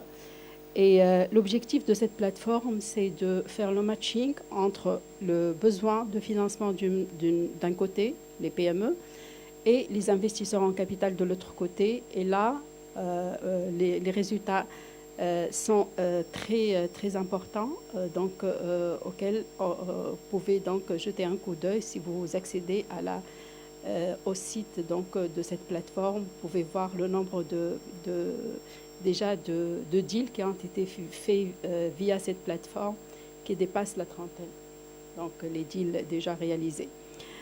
Donc ça, c'est un côté aussi très important parce que notre rôle, c'est aussi d'être un acteur qui permet de dynamiser ce marché très important pour la PME tunisienne. Pour l'impact, donc, je peux citer quelques chiffres. Donc, pour la CDC, durant la période donc, où on a investi donc, via les fonds d'investissement, on a pu, donc, pour un dinar investi, on a pu lever 14,7 fois en termes d'investissement. Donc, ce qui est important. On a pu toucher 161 projets dans lesquels nous avons investi et indirectement via les fonds, dont 148 en Tunisie. 54 projets investis dans les zones de développement régionaux, 45 projets en phase de création, 45 innovants. Et en termes d'emploi, donc, nous avons pu créer ou contribuer à la création ou au maintien de 5110 emplois. Ça, c'est le rôle de la Caisse d'être, bien sûr, un des investisseurs patients qui peuvent souscrire dans les fonds et qui peuvent accompagner les PME via les fonds d'investissement. Donc, il y a aussi donc, les fonds d'urgence que la CDC a proposés et est en train de structurer pour faire face donc, aux besoins des PME post-Covid, dont un fonds de relance qui vient d'être donc cité dans les mesures de relance annoncées par le gouvernement pour donc faciliter l'accès au financement aux PME en phase de restructuration. Pour les caisses africaines, donc je reviens à la question de Anne. Donc pour les caisses africaines, donc nous agissons dans le cadre d'un forum que nous avons constitué, donc le forum des caisses qui donc comporte aussi bien les anciennes caisses qui ont un historique important, tel que la caisse française qui a plus que 200 ans, la caisse italienne créée en 1850, la caisse marocaine créée en 1959, mais aussi la caisse tunisienne créée en 2011, l'ivoirienne en 2018, la mauritanienne en 2011, la nigérienne en 2018, la sénégalaise en 2006, la caisse béninoise en 2019, burkinabèse en 2019. Et donc, on a pu, via cet échange, il y a des caisses aussi qui sont en cours de création, dont notamment donc, la caisse de la Guinée équatoriale, du Tchad et du Congo, qui sont dans une lancée de création. Le modèle des caisses de dépôt, de manière générale, c'est qu'elles investissent dans leur pays. Mais on a proposé au niveau du Forum des caisses de créer un fonds intercaisses où les caisses de dépôt africaines peuvent souscrire. Et ce fonds peut financer des projets structurants dans les pays des caisses souscriptrices. Et là, cette proposition sera discutée lors de la prochaine assemblée du Forum de caisse. Et l'objectif de ce fonds, parce qu'on l'a proposé à l'instar du fonds de colocalisation qu'on a créé entre la Tunisie et BPI France et qui a permis de financer les PME tunisiennes qui veulent donc s'externaliser vers la France et les PME françaises qui veulent s'installer en Tunisie. Et ce fonds a été d'une importance très significative en termes d'investissement, mais aussi en termes de rentabilité et en termes de retour sur investissement pour nous deux souscripteurs, donc nous-mêmes et BPI France. Et j'imagine un fonds africain qui peut aussi accompagner les PME tunisiennes qui veulent s'installer dans d'autres pays en Afrique ou des PME africaines qui veulent délocaliser dans d'autres pays ou apporter leur savoir-faire. C'est aussi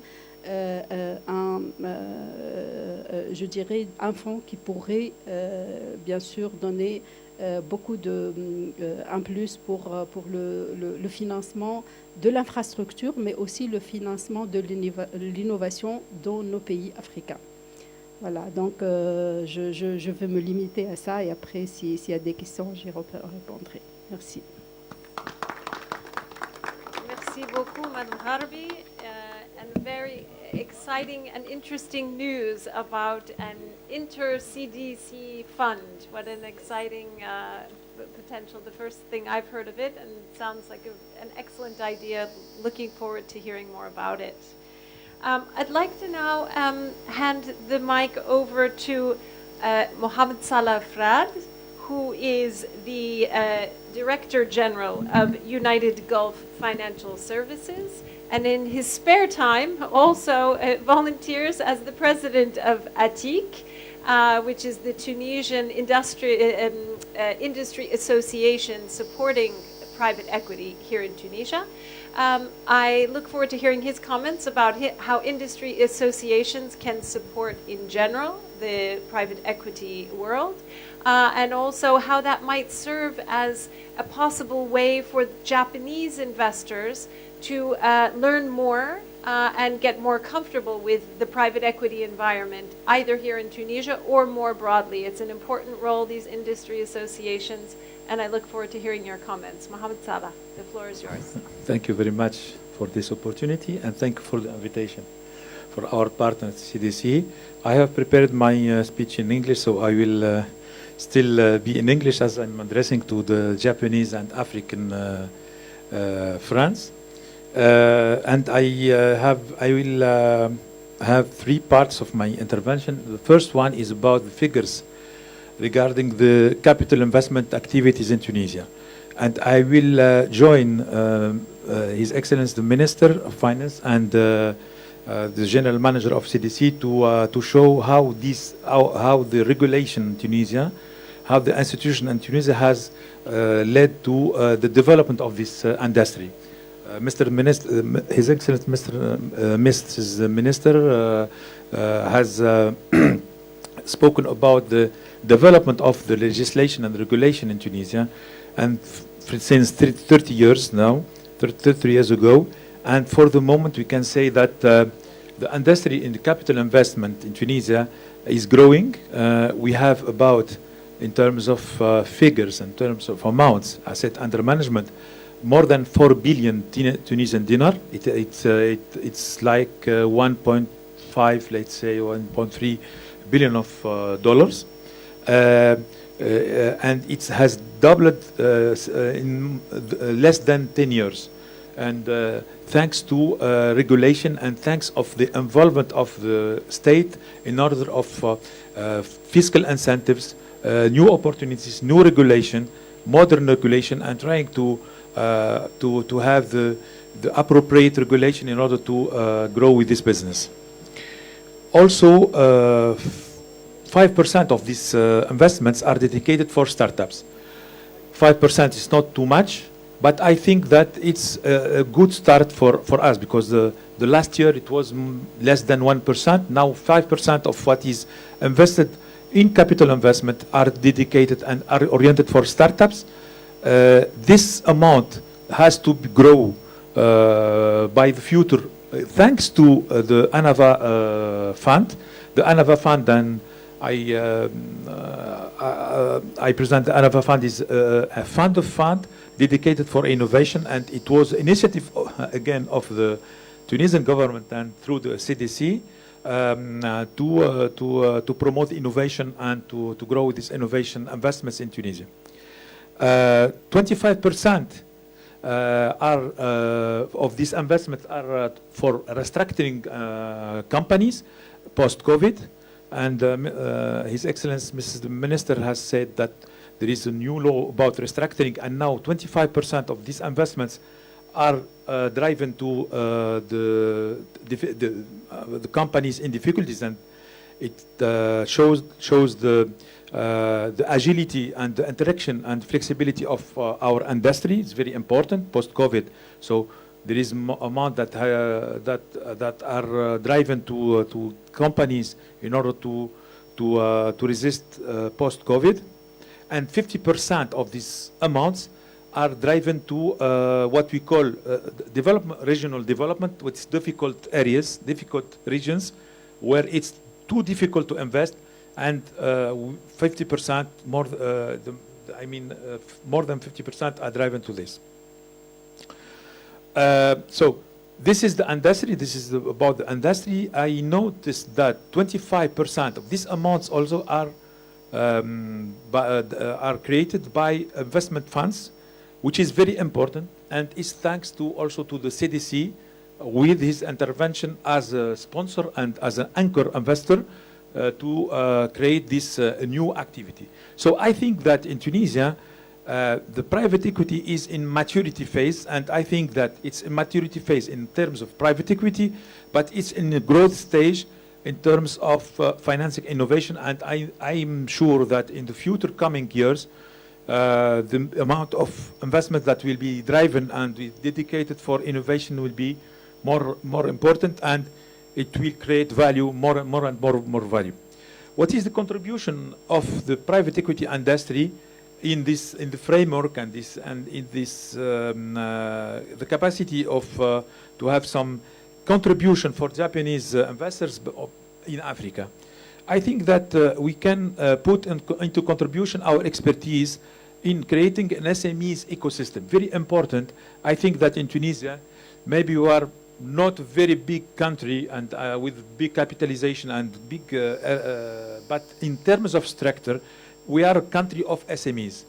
More than 85% of our industry and our growth and our wealth is created by SMEs and now by startups, and it's very important thing and very interesting model to be replicated in other countries.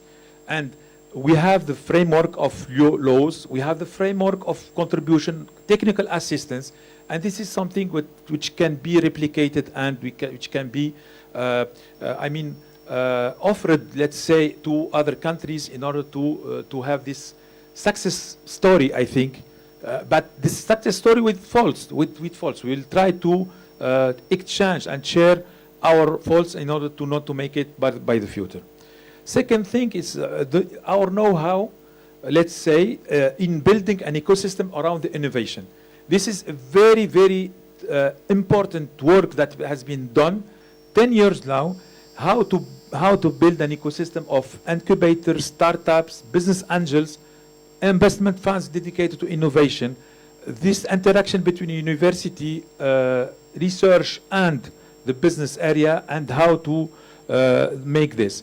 It's in its growth phase, but we have a lot of lessons to know and to share with our Japanese partner and African partner if they want to go to Africa and develop their business in Africa. Also, we can have our contribution in how to drive the alternative finance.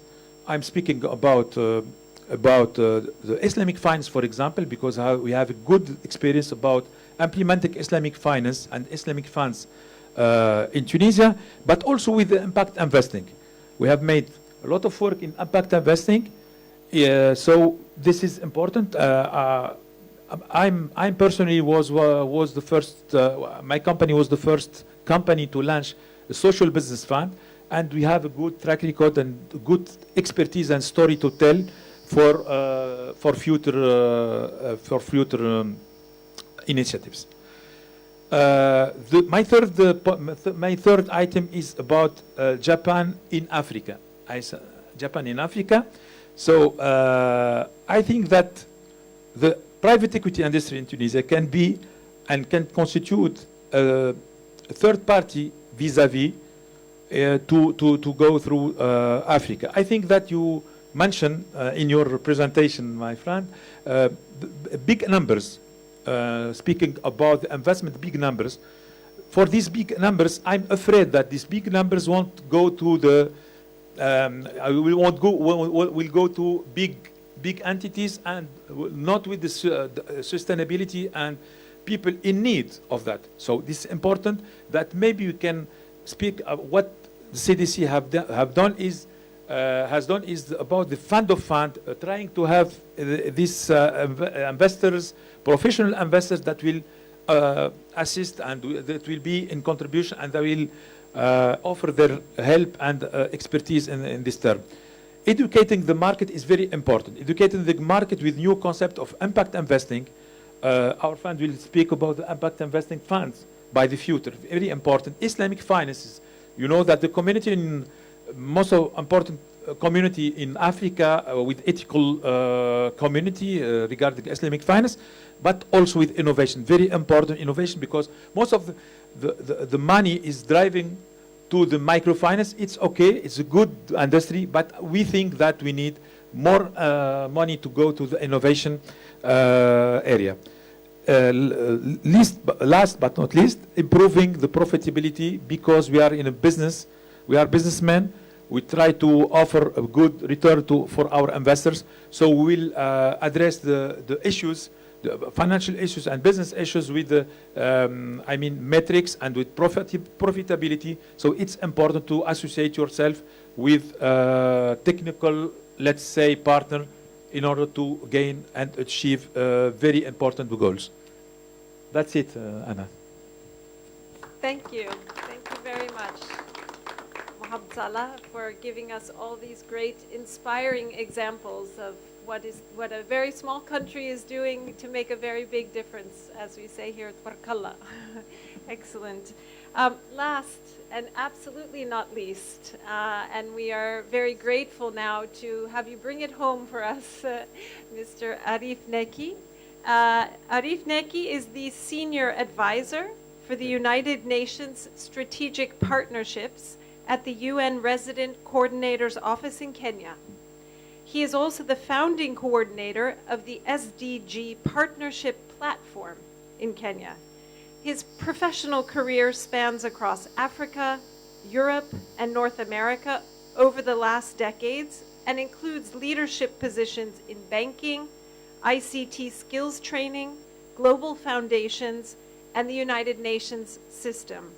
Arif serves on multiple boards, co-created between development partners, the private sector, and philanthropy, including as chairman of Impact Investing Kenya Task Force, which aggregates all key financing associations in Kenya. His wide-ranging experience across multiple sectors has helped to build this unique multi-stakeholder system at the SDG Partnership Platform, which convenes, connects, and catalyzes SDG partnerships, financing, and investments in Kenya. He is currently supporting multiple countries in Africa through their UN teams upon request to adapt and replicate the platform into their own contexts. We're very much looking forward to hearing from you and all about this exciting platform. Thank you very much. I believe he's also got a PowerPoint presentation, if we could get that up. And I don't know if you've got the clicker or you can just ask them to forward. Okay, thank you very much. The floor is yours, please.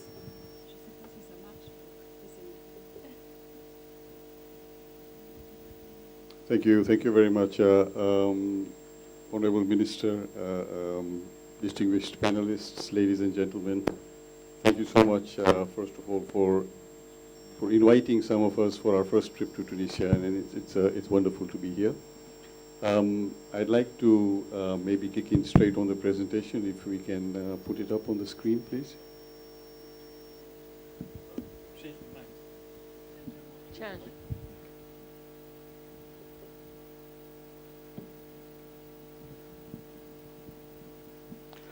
Thank you. So I'll see if the clicker works. So in Kenya, we have an interesting approach to partnerships between the United Nations family and the government of Kenya to support the people of Kenya.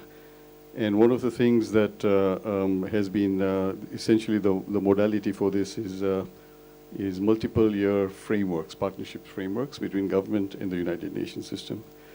Kenya is a bit interesting because we have one of the largest footprints of the United Nations in the south. We have 26 UN agencies, funds and programs, including 3 global head offices, UN Habitat, UNEP, and UNON, and a number of regional partners who actually cover the broader Eastern African region in the Horn of Africa.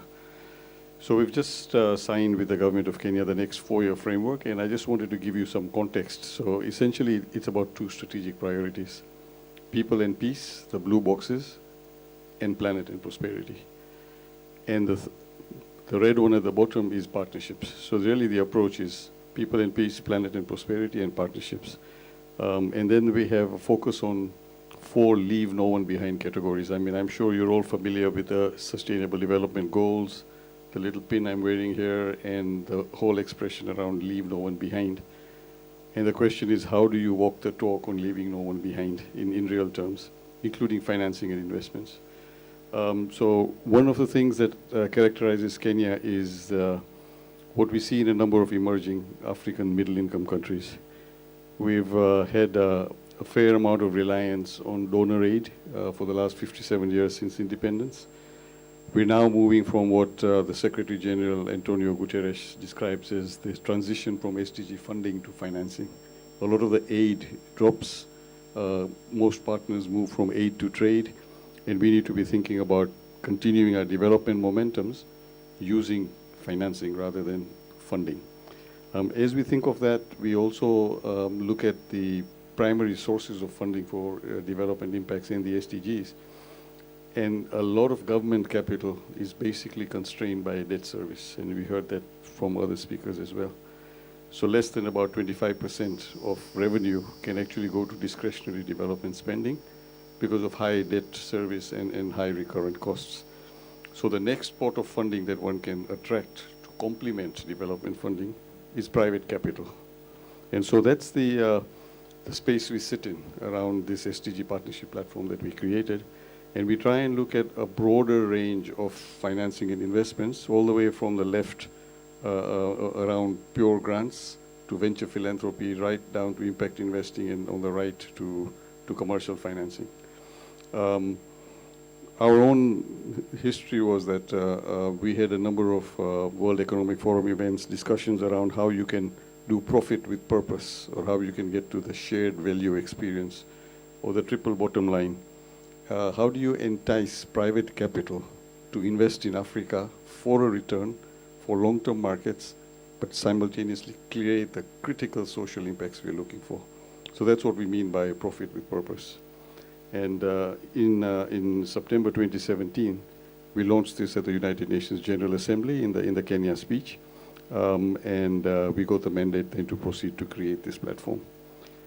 Since I've developed about a team around me, and we've been looking at categorizing what we call a multi-partner trust fund that we've created around President Kenyatta's Big Four agenda, which was around healthcare, agriculture, manufacturing, and housing.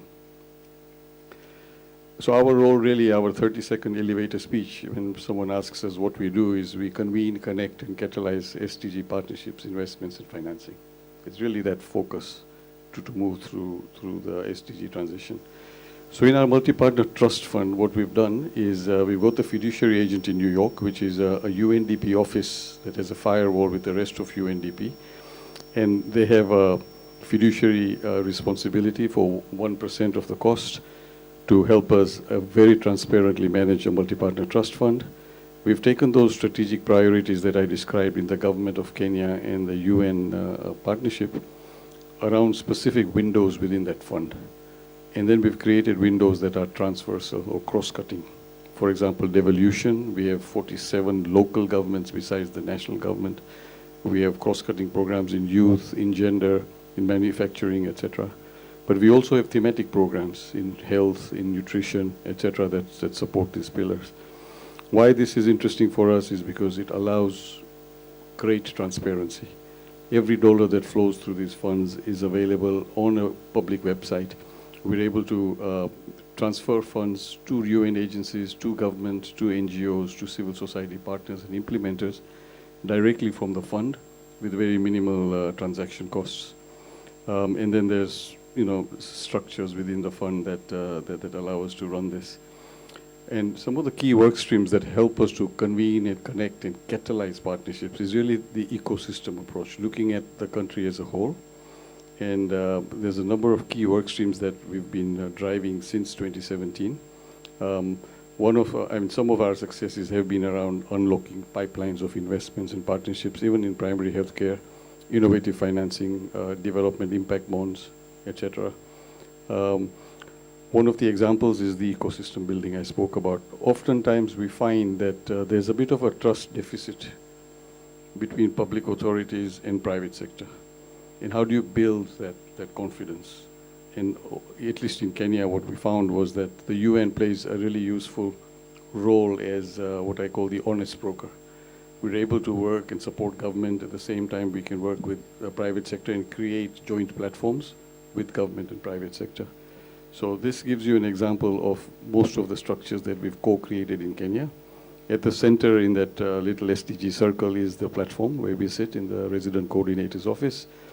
But we've created on the top right the National Advisory Board for Impact Finance, which I chair for the last 3 years, which Anne described as an association that has all the financing associations in Kenya.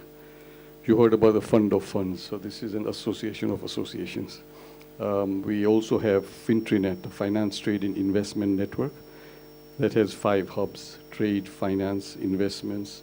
Kenya at 60, we're looking at the Dubai model where you have FDI events that brings global investors to Kenya. And then we have the SDG platform also in the private sector.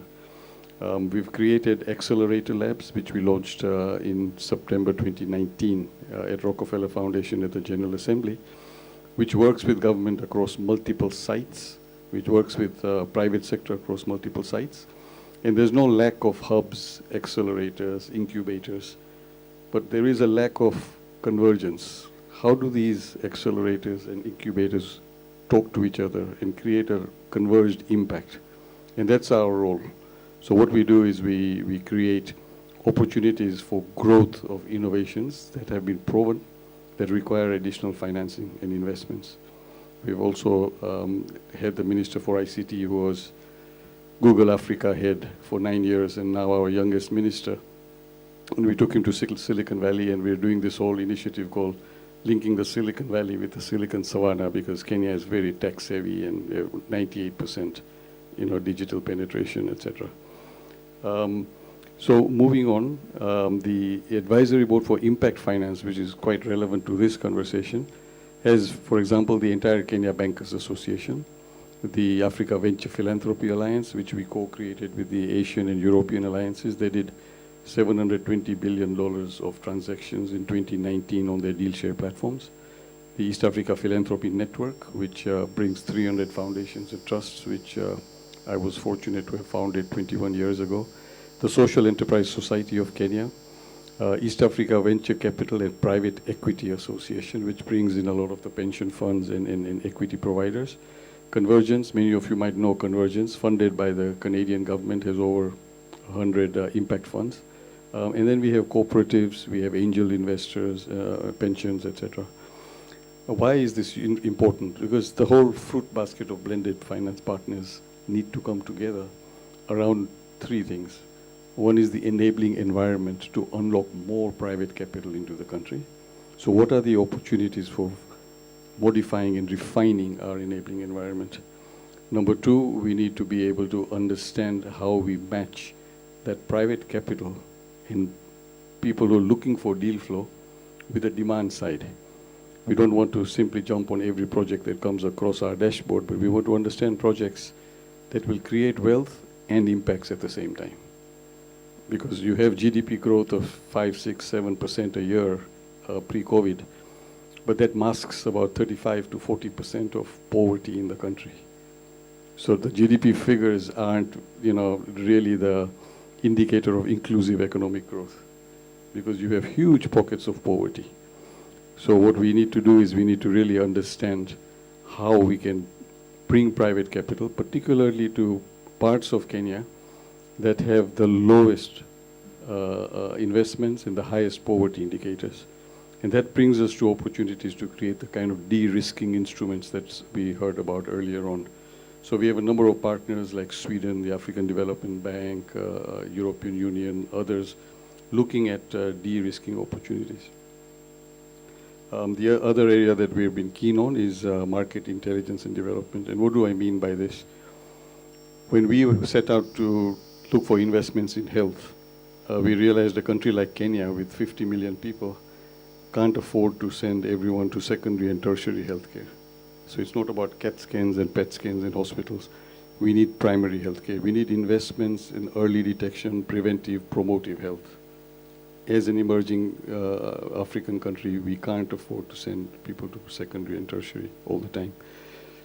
But then private sector, when we approached investors, they were a bit cautious about, well, is there money to be made in primary healthcare? Because traditionally, you remember, primary healthcare was always subsidized and government funded.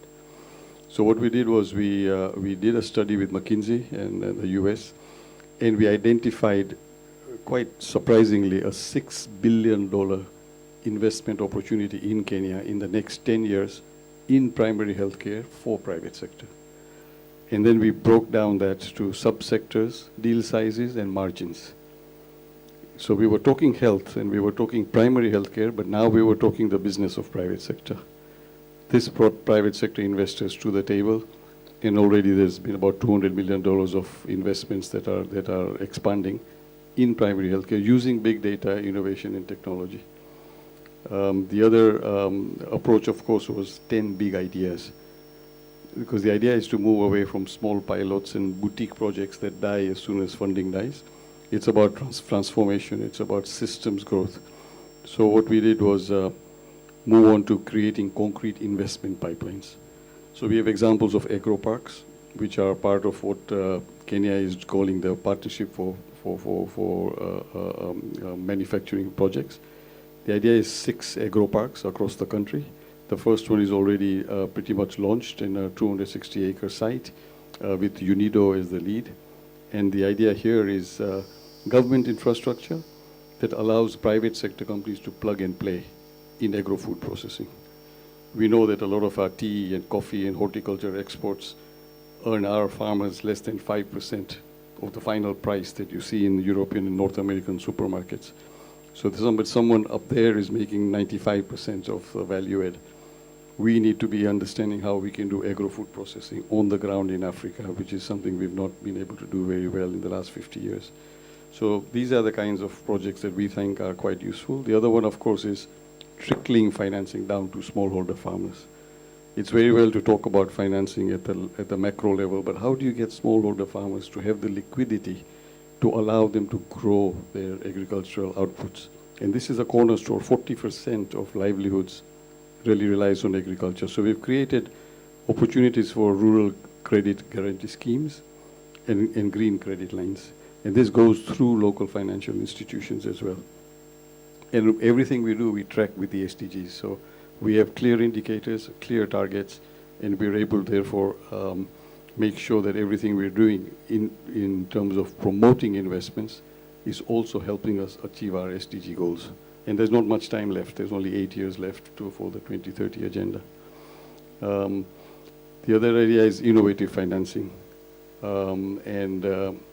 What we got behind with a group of partners, including 3 UN agencies, UNAIDS, UN Population Agency, UNFPA, and the World Health Organization, was to create the world's first development impact bond for adolescent sexual reproductive health that supports 500,000 teenage and adolescent girls for adolescent sexual reproductive health services and HIV services. Now, one might say this is not a bankable proposition. How do you support 500,000 girls and actually get a return? But what we've done is we've created windows within the fund that allow investors to invest for a return. And then we have a second window with outcome payers who will pay grants but only paid on performance. So these windows allow us to create this kind of cycle of investments around a development impact bond. And we've just competed with 155 countries, UN agencies around the world on a financing call by the SDG Joint Fund in New York, and landed a $7 million seed fund, which private capital providers have already subscribed to now to bring that up to a $21 million fund through our investment window.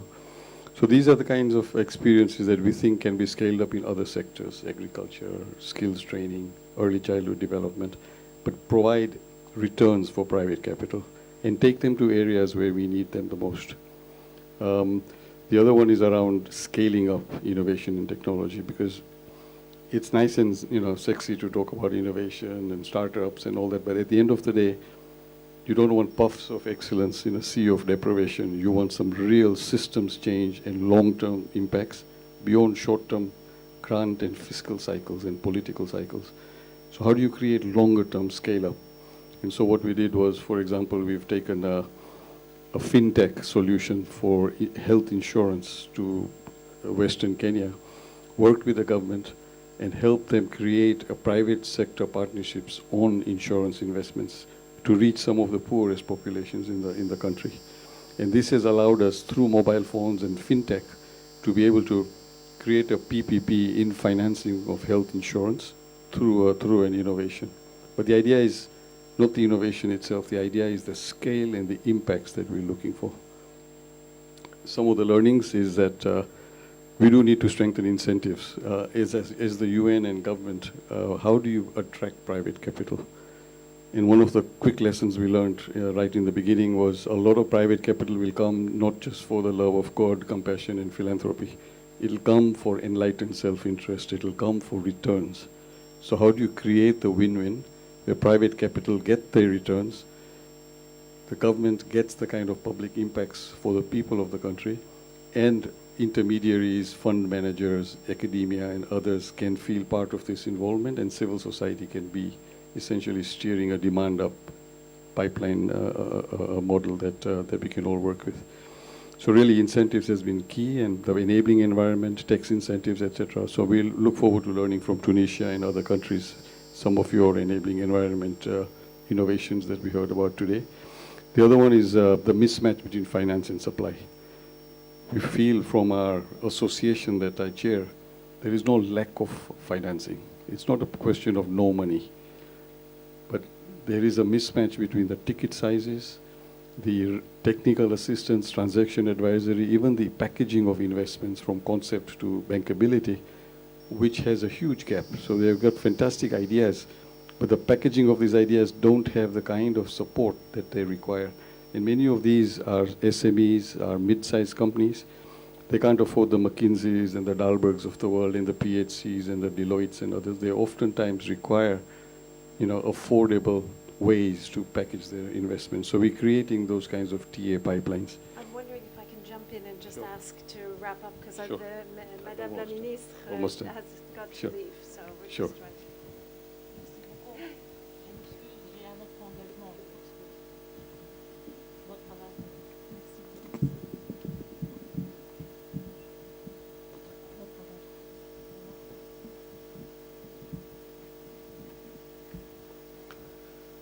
So the good news is I'm almost done. I don't think basically we can move on. These are some of the partnerships. We've also got a partnership with the African Diaspora Network in Silicon Valley.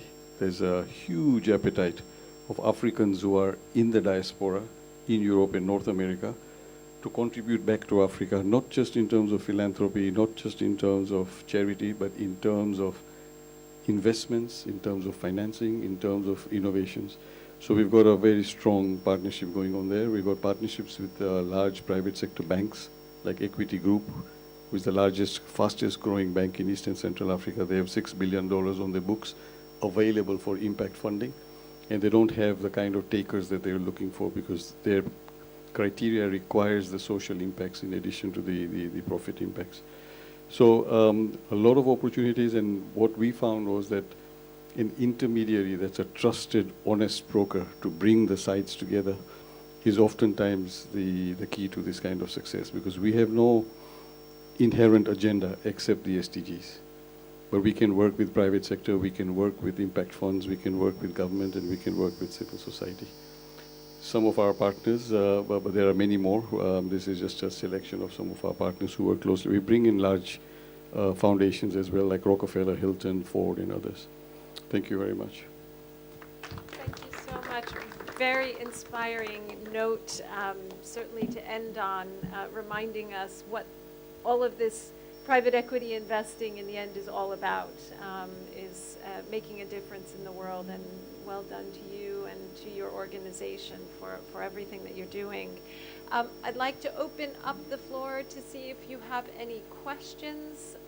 I know it's been a bit of a long day, so understand that your questions might have been burning for a while, but anyone want to ask a question of our participants? Feel free to ask it in English and we can translate it into French if you'd like to ask it of anyone. Norman, would you like to ask a question?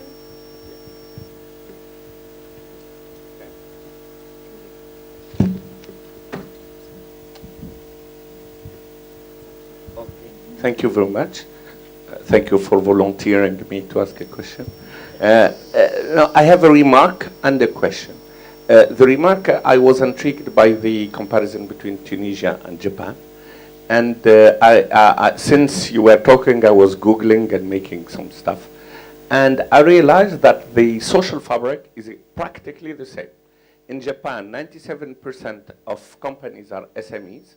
They are employing 70% of the workforce, and they are contributing to more than 50% of the GDP, which is roughly similar number to Tunisia.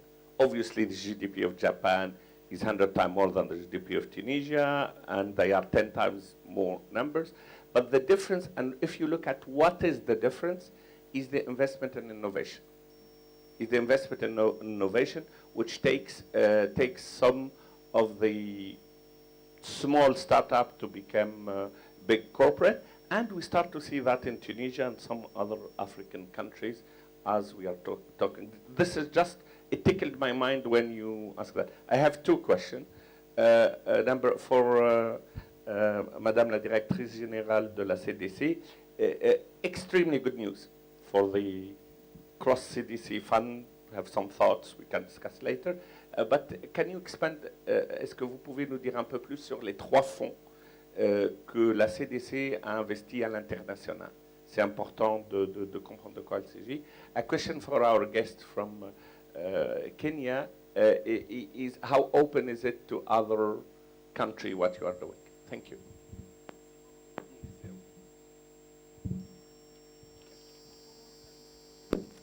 Thank you. Japan came to rescue Tunisia. Yeah, Japan came to rescue Tunisia.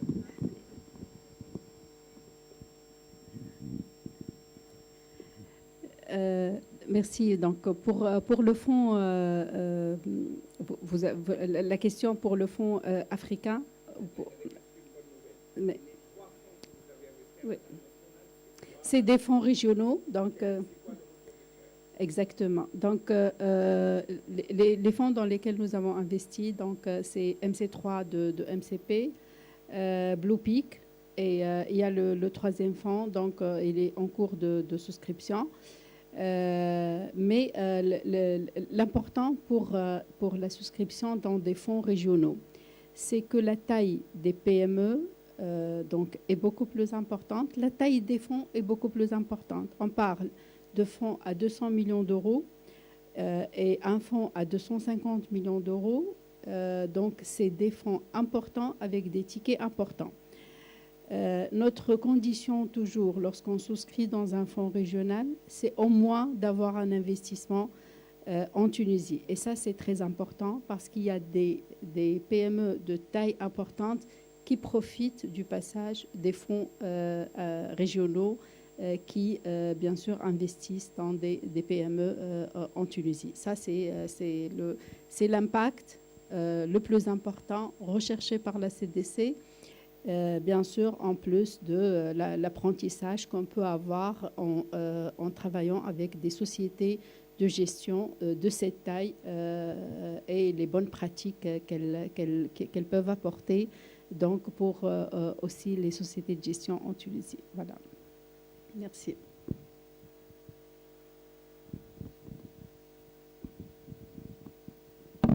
Thank you for that question. So no, we're extremely open. One of our objectives is this multi-partner trust fund that we've created. We already have those partners you saw there, Johnson & Johnson, a lot of global partners, a lot of bilaterals, multilaterals. But our basically red carpet is open to investors, private sector companies, innovators who want to invest in Kenya. And so they can join the multi-partner trust fund. And as part of that process, they become a member of the steering committee of the particular windows. So you might have an interest in climate finance or resilience. You might have an interest in health.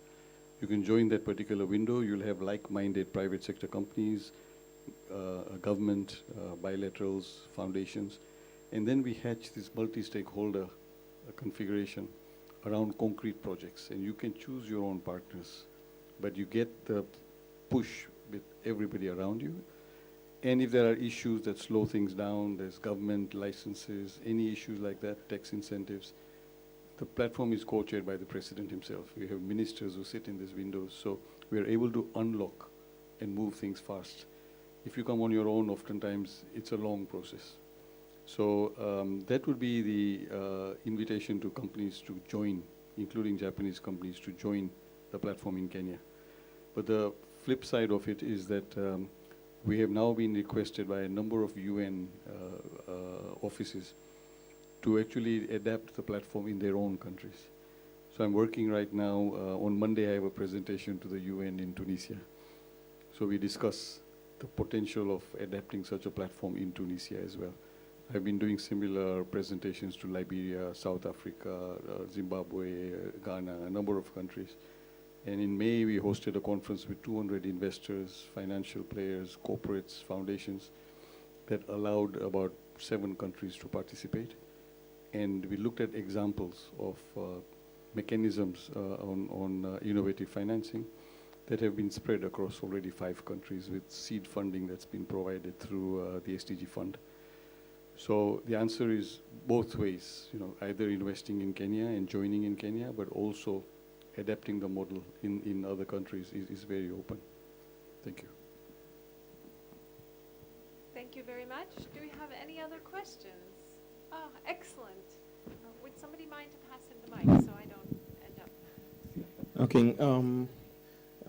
It's very heartwarming on the things I've been hearing because for a long time I always thought the acronym ESG was put wrongly for Africa. So I think it should be changed to GSE because the issues we deal with would start with government, social, and then environment. So in terms of pollution and things, I don't think we're up to where the big continents are, Asia, China, America. Africa is not there yet, but I understand that, yes, we have to put things in place so that we don't get there.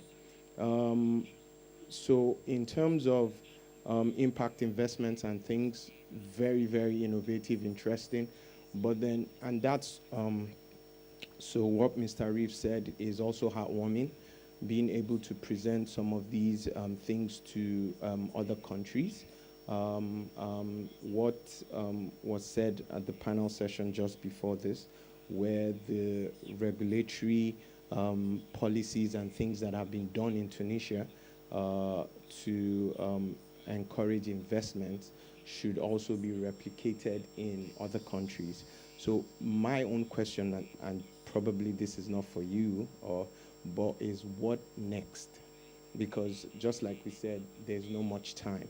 So and just like I said, if we flip the ESG to GSE, what are the things that we're putting in place? So after a conference like this, as big as this, what is going to be done with other African countries as well, as in being able to filter some of these things, like you said, down, social, government, and all that. So what next?